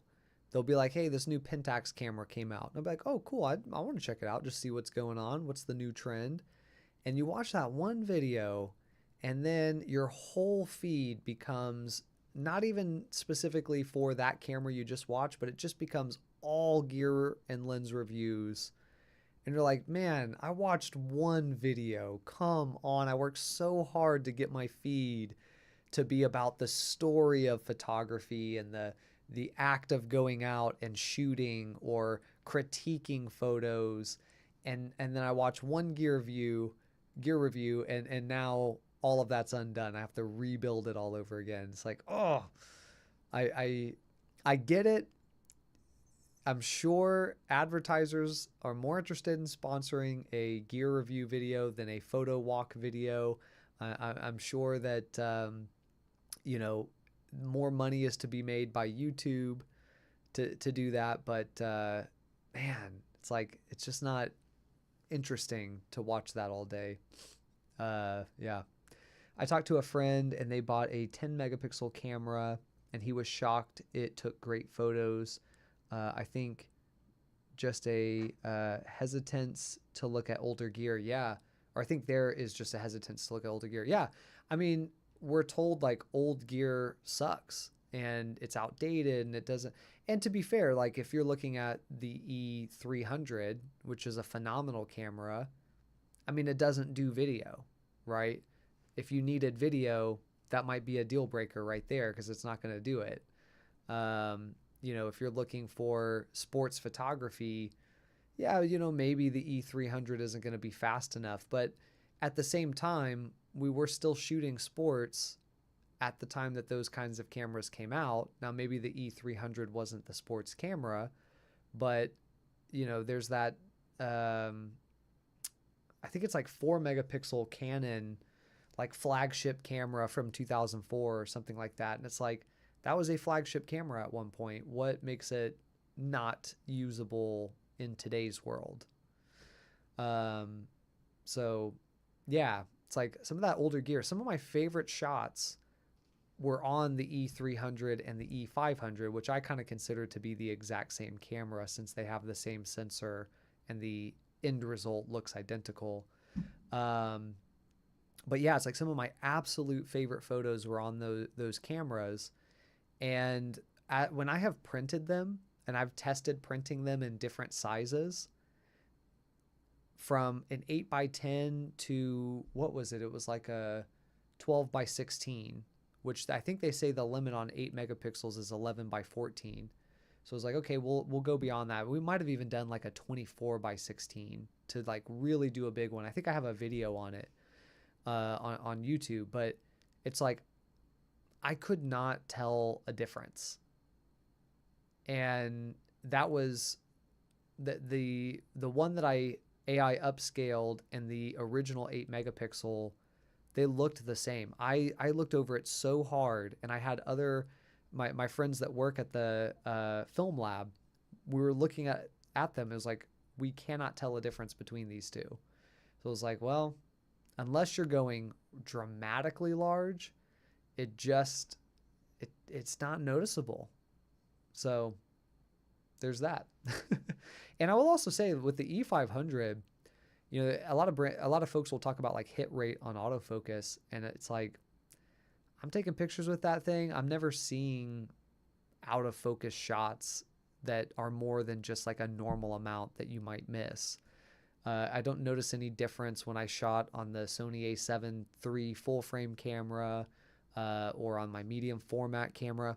I will say I miss more shots on the medium format camera if I use autofocus, because the shot is tricky for an autofocus to do. So I manually focus those. And then the way that I manually focus it is like put it out of focus just a hair, and then take a couple shots and move that focus up as you go. And then you're guaranteed there's going to be a slice in there that's perfectly sharp, exactly where you want it to be. And you just toss out the other 2 or 3 photos. That's my secret sauce. A new camera. The question is, what am I doing in my photography that has relevance and quality and meaning? Not, I need a new camera. New cameras will still take shit. Or, yeah, I mean, and that's the truth too, is a lot of people do feel like, oh, I'm not getting the shots I want to get. I need a new camera so I can get better shots. And it's like, no. You're not getting good shots that you want to get, either because you're not inspired and maybe you haven't found a subject that actually resonates with you, and so you're not shooting it in a creative way, or you just simply lack the skill, which both of those are things that you can find a solution for. If you lack the skill, just practice more, maybe take a class, watch some YouTube videos, and in short form, you'll be better. And if it's that you're not feeling inspired, we'll take a moment to sit back, think about what you're shooting, think about what might interest you, and maybe even just stop shooting that altogether and go shoot something else and see if something else resonates with you. I mean, when I started, I was shooting anything and everything, getting practice, figuring out what I liked in photography. And kind of early on, I landed on abandoned places photography, or urban exploration was usually what it was referred to, urbex photography back then. But it was basically going around shooting abandoned buildings. And that resonated with me because it was really fun to go to an abandoned building and just check it out and see what was in there. And then it also gave me a reason to bring a camera and then work in usually pretty restrictive environment, because you are working in an abandoned building where sometimes the room is pitch black. So you might need to creatively bring some light to that space, or you might be working with whatever light is coming through a window or a hole in the wall or the hole in the ceiling, whatever it is. And so you're having to think more creatively and also work within this very massive, limitation. But it was so much fun to go check out those abandoned places. Almost the most fun part of it was the hunt. How do I find an abandoned building? Is it going to be any good? I gotta do my research online. Is it even still going to be there? Or I got to drive around town until I find a place. And then I got to kind of figure out how I can safely get in there, not get caught, not get injured. And then once I get in there, is it going to be a bust? Or is it going to be really amazing? Like, is all the furniture still in this abandoned house? Or is it an empty place, And so it's like that hunt of not knowing. You might get there and the building got bulldozed the day before you went over there. And so it's like, okay, I got nothing. I'm going home empty-handed. Never knowing if the building was even going to be there, if there was going to be a way in, was always really cool, I thought. And, I did that for a long time. And then over time, majorly in part because of where I live, the economy is going up. A lot of people are moving here. So a lot of those places were removed, and there just wasn't an option to do that anymore. That's a big reason why I stopped doing it. But also kind of got a little bit tired of it. And when you watch like the proper people on YouTube and you're just like, man, they're finding such gold. It's like, can be a little bit demotivating. But it's like that then leads to, okay, what's the next thing that I'm interested in shooting? And that became live performance, theater. I did a lot of stand-up shows. I ended up shooting for Comedy Central at one point. And that was really exciting stuff to do. There again, it wasn't really that super creative fulfillment that I was looking for. And so it's like I kept trying new things. And then the carnival long exposures became a thing. That's still something I'm highly passionate about. Can be a little challenging to do because you never know when they're going to show up. The candy art, that was a mistake that I stumbled upon and then became obsessed with. And it's like, once you find that thing that gets you really excited, it becomes a lot easier to get good shots. It just comes out of you that way. So I'm going on a bit of a rant there, but yeah, I mean, buying a new camera isn't going to solve your problem. It's experimenting with all kinds of different types of photography.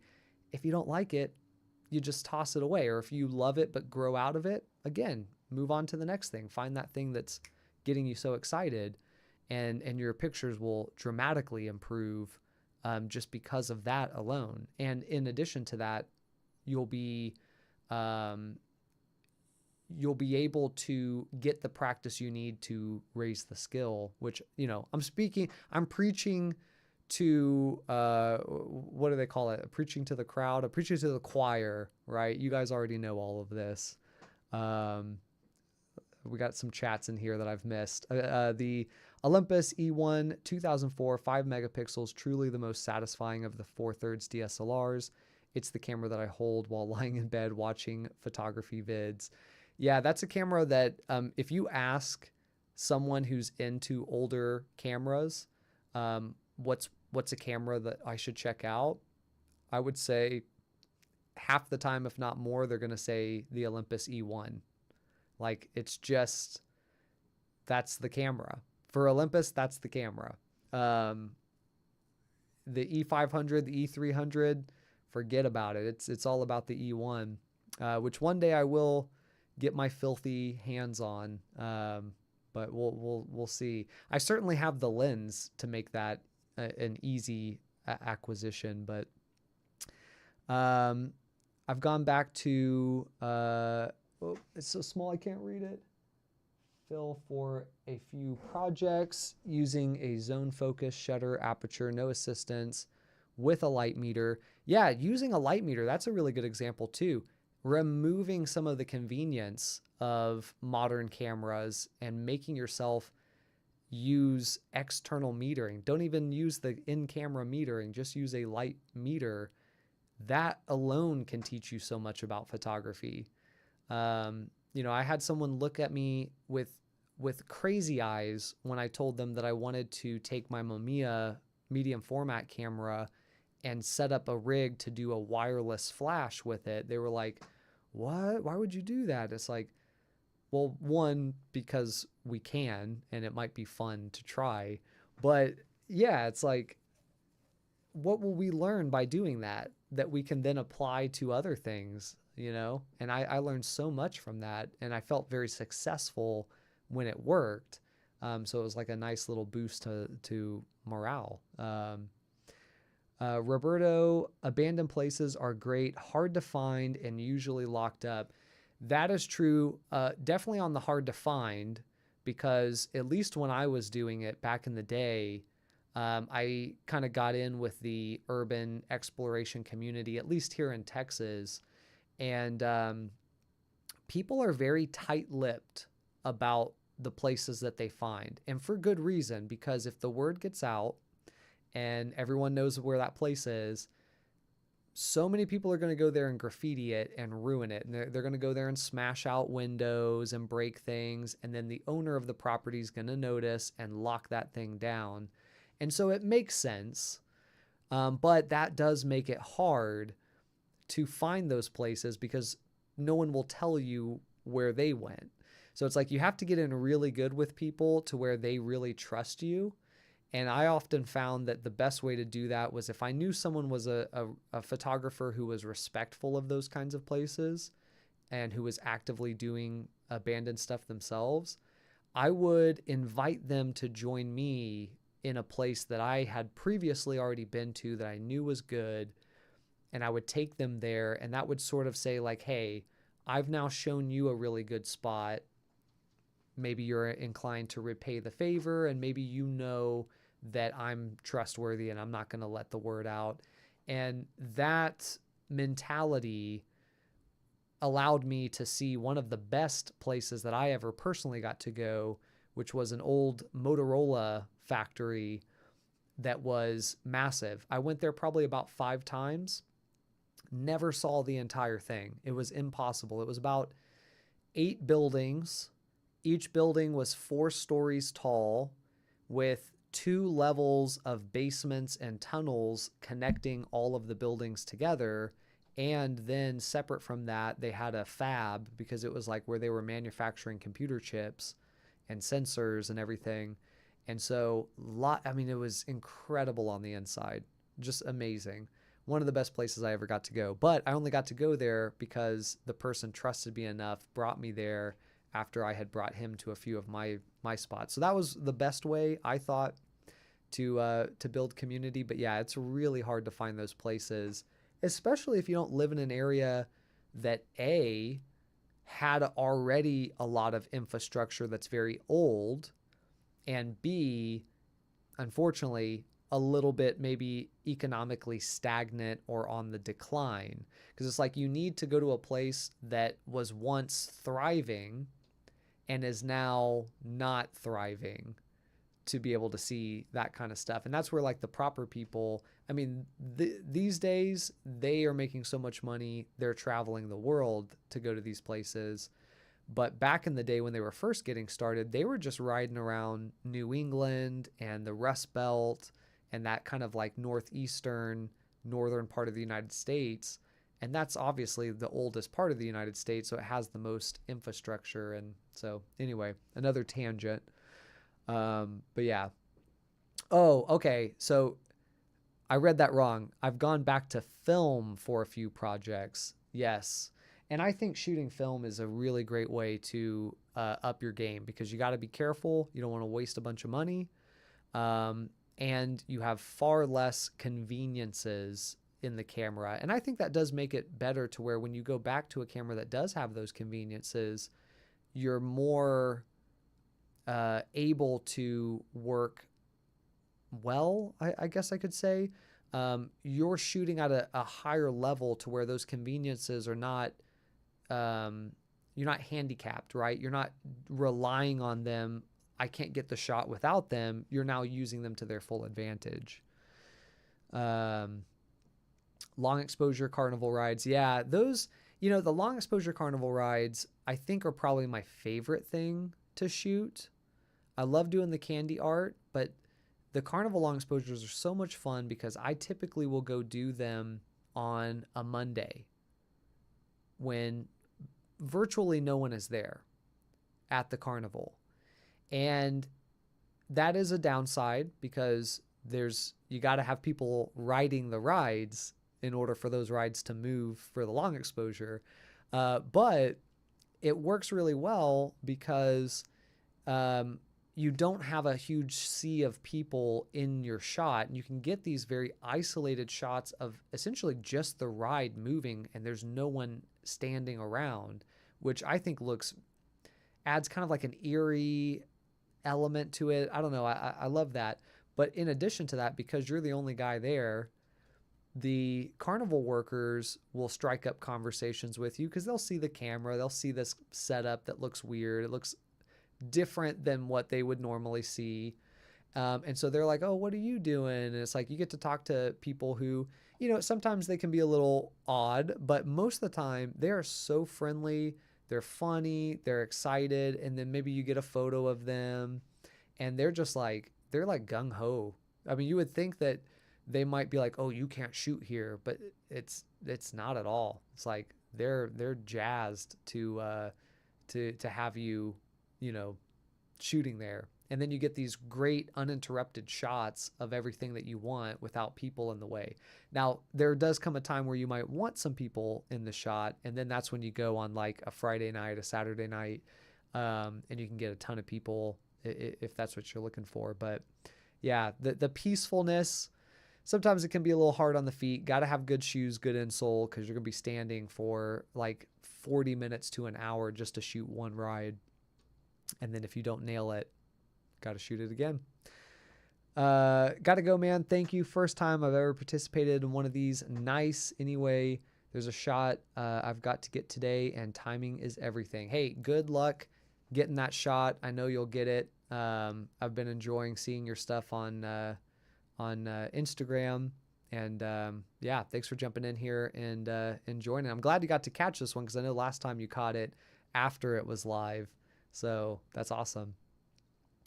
Olympus E1 got me fired up now. Hello, eBay. Yeah, the Olympus E1, and I think you can get it at actually a pretty reasonable price. I think it depends, but I feel like it's one of those cameras that because it's 5 megapixels, there is a lot of hype, so the price is a little up for that. But because it's 5 megapixels, maybe there's a few less people willing to venture into that world.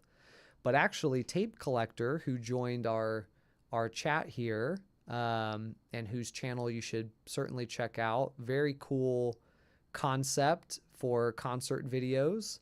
But also, he's got a 3 megapixel Sony camera. I don't know all the details on it, but that thing looks razor sharp.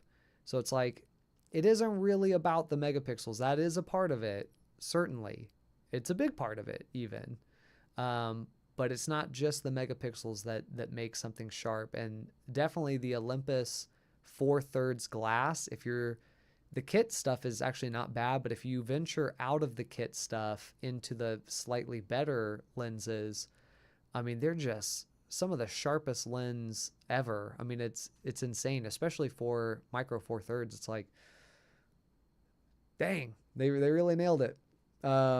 And I'm not sure if they've nailed it on the micro 4/3 side as much as they nailed it on the 4/3 side, which, if you didn't know, those are two different mounts. 4/3 is the DSLR mount with a mirror, and then micro 4/3 is when they switched over to mirrorless and there was no mirror. So let's see. I had a person stop and talk when they saw me shooting a Super 8 film camera. They thought it was a dead medium. Had a great chat. Yeah, Super 8 and a lot of that type of film, like even Super, I don't know about Super 16, but like 16 millimeter, 35 millimeter, obviously.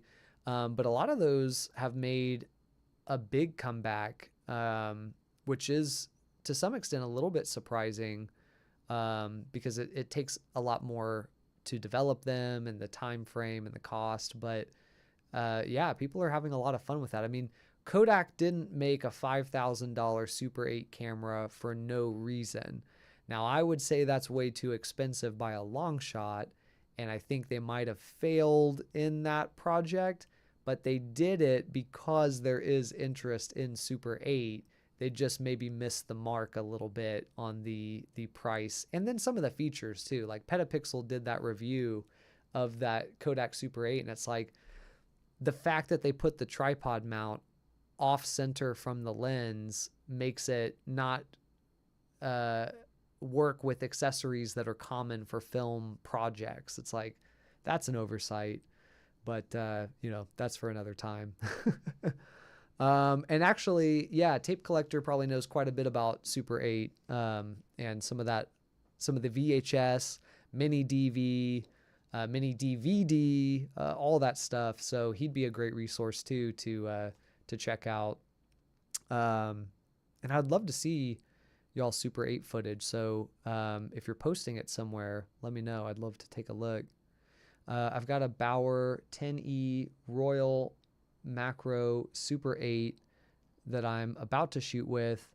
I'm not excited about the cost for processing though. Yeah, what is the cost for processing just I don't think they call them a roll. I think they call it a canister, right? One cartridge of Super 8.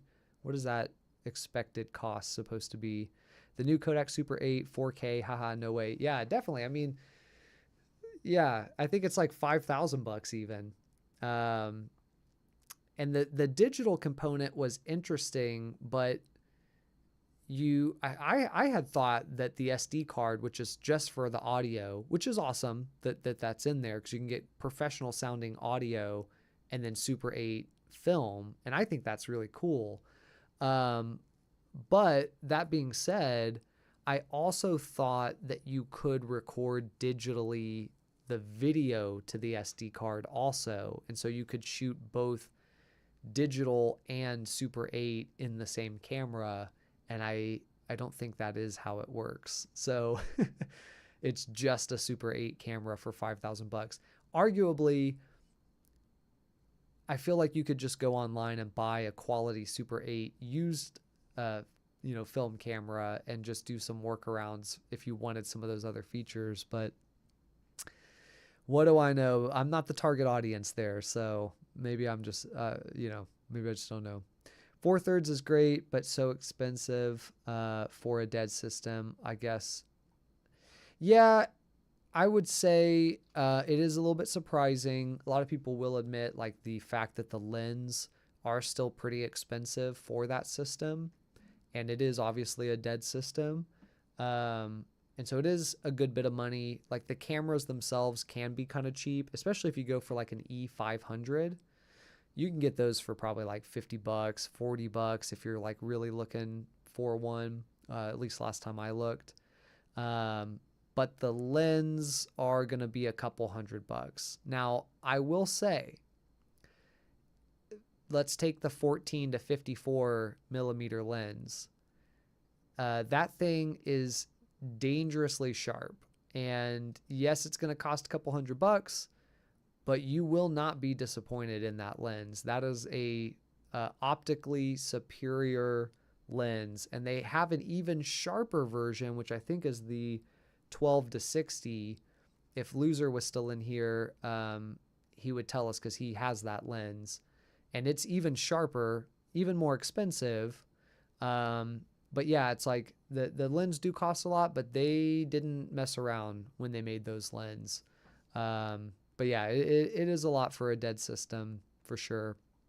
Especially like if you look for an E400, and I don't know, I haven't looked at the E1 in a minute. Some of those can run a couple $100 for the body only. I think the E400 can run up to like $400 for the body, and that is getting a little, sometimes a little high. Let's see. Looking at Reels or Wolverine scanner, but here quality is crap. Yeah, some of those at-home scanners, it's like I don't know. Sometimes you get what you pay for, but sometimes you pay a lot and you don't get a lot out of them. I have found that the Photo Lab scanner is always a lot better. And I will get folks who will tell me like, oh, you should buy this $1,000 scanner or this $4,000 scanner, and it'll be as good or better than the Photo Lab. And it's like, that probably is true, but that is a lot of money to spend. I'd almost rather not have to store the scanner and not have to do the scanning myself and just have the Photo Lab do it for me. And I mean, I can get a lot of scans done before I start hitting that $4,000 mark. And I didn't have to store the equipment, maintain the equipment, run the equipment. What I found was better was just establishing a relationship with the people who work at the Photo Lab that I go to. And I'll go out and shoot with them now. Sometimes they'll invite me to come help out with projects that they're doing for their own personal work. And so now when I go to the Photo Lab, like, they will bend the rules for me, and they will sometimes, scan stuff in at a little higher quality than they're supposed to. I shouldn't be saying this. I don't want to mess up the good thing I got going. But they'll do that. Or also, I love when I get my stuff printed on the inkjet printer, but they only print on the inkjet printer. That's a tongue twister. If you if you print a certain size or larger.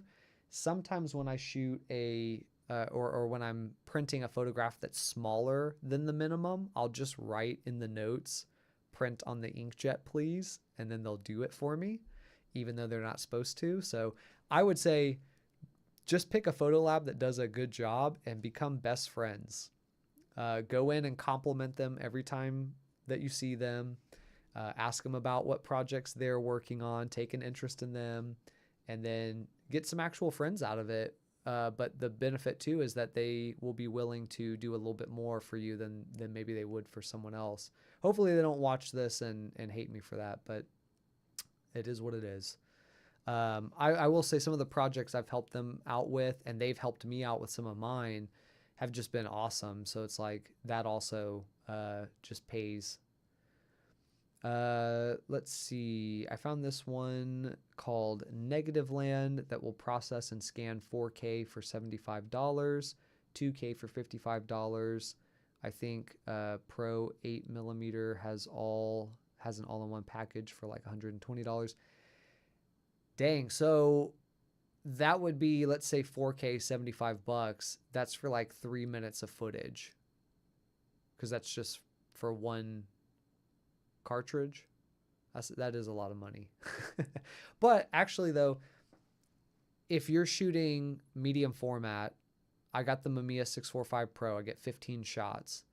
It's gonna cost me about $15 last time I bought film. Now, I bought a lot last time, so I stocked up, and that price may have changed since then. But it cost me about $15 to buy the film, and then it costs $20 to scan and develop it. So altogether, it's about $35 for 15 photos. So the fact that it's $75 for 4K upscaling, maybe not totally unreasonable. I don't know. Cost of film is just expensive in general. Actually, that's the next comment. Cost of film is about 60 to 90, not including scanning. Ooh, ouch. The film can go for about 30 a cartridge. Okay, yeah, this is getting expensive. I have a friend that develops and can do 4K scan. FFP used to have a film and scan $100. Yeah, that's sounding pretty expensive if it's like not including the scanning. I guess you got to shop around a little bit. Or if you're lucky enough to have a method to upscale yourself that still does a good enough job, maybe that is worth it. But depends, because it's always about how much do I have the right equipment and how much time is it going to take to do it, because time is money. And if you're spending hours upscaling, then it's like, well, it actually might have been cheaper to just have them do the upscaling for me, and then for me to have saved those hours to use for other things. Love your E500 and E300 vids. I bought both of them. The E300 is my fave. The sound of that shutter makes me want to use it more. Yeah, the E300 is a phenomenal camera, and it just takes such great photos. I mean, that's the camera that I shot the first Candy images on, and probably one of the best Candy art photos was in that session. And so the E300 is responsible for kicking off the Candy art series and, in fact, producing essentially the best image so far, in my opinion, in that entire series. And it's a very interesting looking camera, which also makes it a lot of fun to shoot with. The E500 is the one I actually use the most, just because it does have some additional quality of life improvements in the software for like having more ISO options and things like that. So I end up using it more, but there's just something special about that E300. If I could hack the software to mirror what the E500 has, I wouldn't even need the E500. I'd just go full send on the E300. But yeah, those are phenomenal cameras. And if you get the sharp lens paired with them, that's a done deal right there. I mean, it's 8 megapixels, but it looks like you're shooting a 20 megapixel camera at least. And when I've AI upscaled it, it looks incredible. So it's like, especially with AI is only going to get better. It's really annoying right now. It will get better. hopefully, and then it will really be a challenge to care about the megapixels of a camera when you can just upscale it perfectly to a higher resolution. And the tape collector said it's kind of a shame that it is so expensive and non-localized. The cost of shipping adds up. Yeah, that's a big bummer too when you don't have a local lab that you can go to and build a relationship with and learn about their equipment. Like, you're just sending it off to a company somewhere and hoping that they'll do it right. And there's no relationship component there, which, I don't want to undersell. Like that is a huge benefit to me when I shoot film. Because when I was shooting and just randomly dropping it off at places, it's like there wasn't any ability to make adjustments, to work with the lab techs, to know whether they know what they're doing, and to be able to have some kind of like, element of customization in the development process, even though you yourself are not doing it. Yeah. But, it does seem like there's been an uptick in people shooting Super 8. So maybe that's something that will, as it becomes more widespread, maybe there will be more labs that are willing to support it and pick up that kind of equipment. So could improve. We'll see. Colton, have you looked at any of the older Konica Minolta Menage? I can't read, folks. Definitely need to get this font larger. Series, they look like Star Wars TIE Fighter, but the CCD sensors are nice. I did look at some a while back. The problem, and it may be worth revisiting, but I picked up a Konica Minolta Maxim 5D, which is one of Konica Minolta's supposedly best DSLR cameras. That and I think it was like the Maxim 7D or something like that. It might have had a slightly different name. But they're supposed to be like the best that they produce, the best colors and everything. And I picked up one and I shot a couple photos with it and it looked great. And I said, okay, cool. This weekend I'll go take it for a spin. And then I busted it out to take it for a spin. And it only took black photos for the rest of its life. So it was like the sensor, it just died. And I took it to a lab tech and they said, or a repair tech, I should say. And they were like, yeah, this particular brand and era had defective sensors and they're not worth repairing.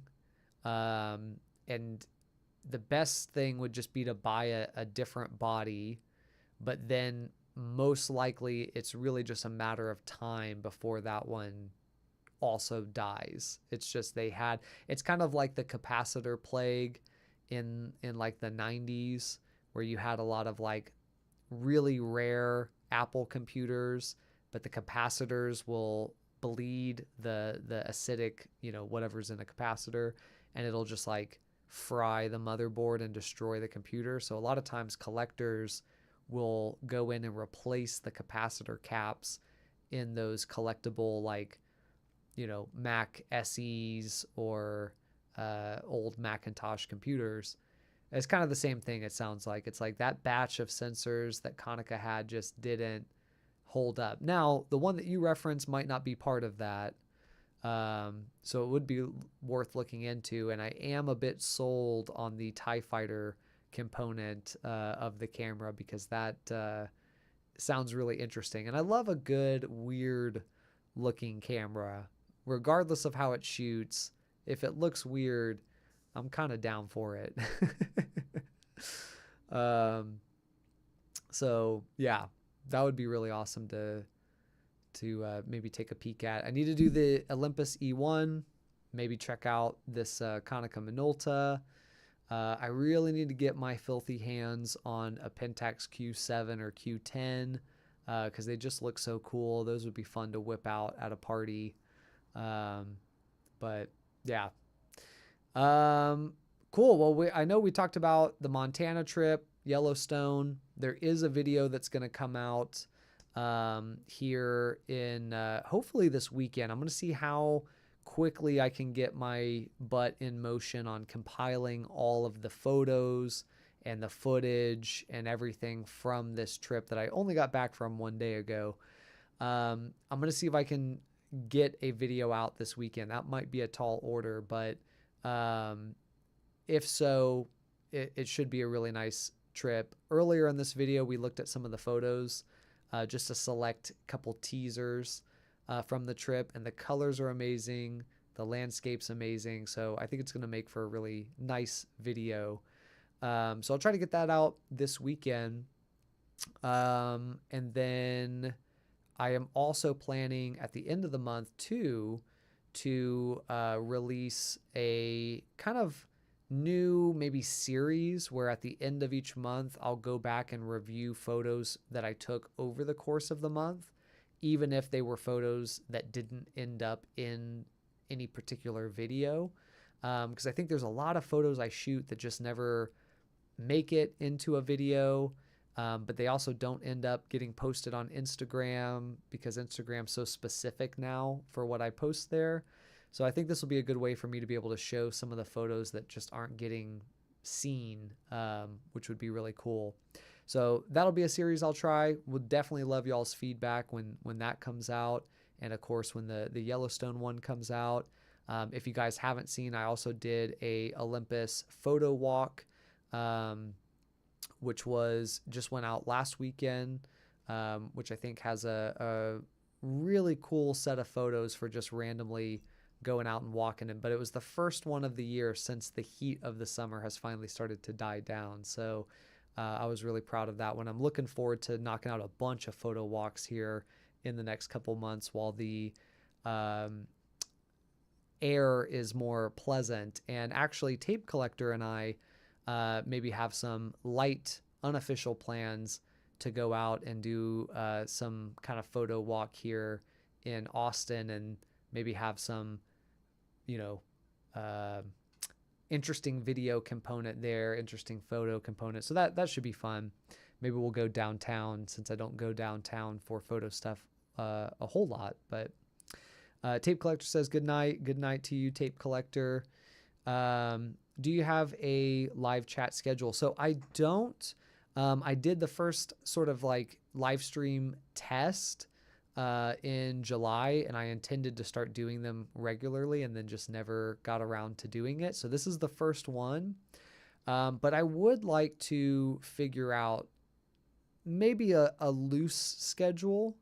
I don't know if every couple weeks or once a month, or I don't know exactly what will be the best way to go. But I mean, this being the first one, plus the test, and there was a lot of people jumping in here chatting, so that makes me feel like there's an interest here to do some of these, and they're certainly fun because I don't get to talk to you guys in real time very often. So yeah, I don't know. Maybe we'll think about it, and then if you guys have thoughts on how often you'd like to see a live stream, that would certainly be info that I'd be interested in. But yeah, what else? I think that's pretty much it. I think we're a little bit past the 2-hour mark, so I'm probably going to bring this one to a bit of a close so I can get rested up and probably get started on some of this Yellowstone footage. But I will say, Yellowstone video, September recap video, and then there is a gear video. Even though I'm not doing a lot of gear related stuff, there is 1 or 2 gear videos that are going to come up that will be kind of big ones. So those might be also worth looking forward to. But I appreciate everyone jumping in here who chatted with me live. Always a good feeling to get to talk to you guys and just hang out, and not have it be some big video, but just a chance for us to hang out. So we'll see about doing these a little bit more often. every night for 4 hours. You know, I used to do that actually. Side note, I used to do a gaming channel. It still exists. It's out there. Every once in a while, I upload a new video. But back in the day, mostly in the pandemic, I have some friends that game and they have much more serious channels than I do. But we would like every night, 4 hours, be streaming and also at the same time creating standalone videos that we were posting, gosh, multiple times a week. It was a lot of work. It was a full-time job, but it was also the pandemic and there was nothing else to do. They all still do it and they all have some pretty good success.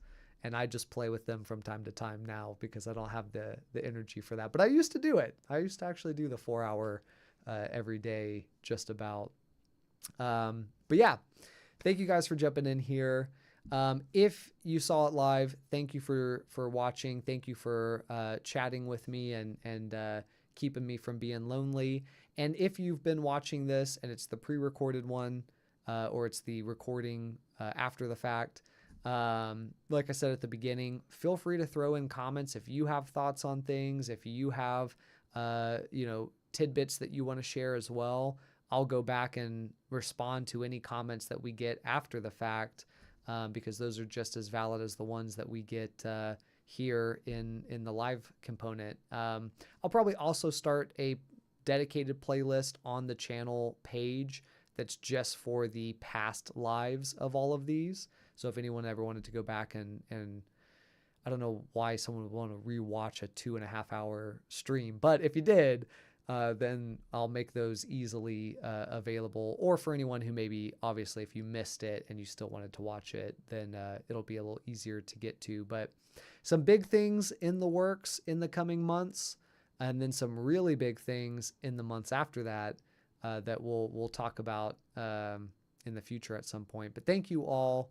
And I guess, yeah, like we're saying here, smash the like button. If you enjoy the stream or if you want to see any of the other content, of course, hit the subscribe and ring the bell. I always appreciate that. And like I always say, I guess that's going to do it for this one. I'll see you in the next one. Bye-bye, everyone.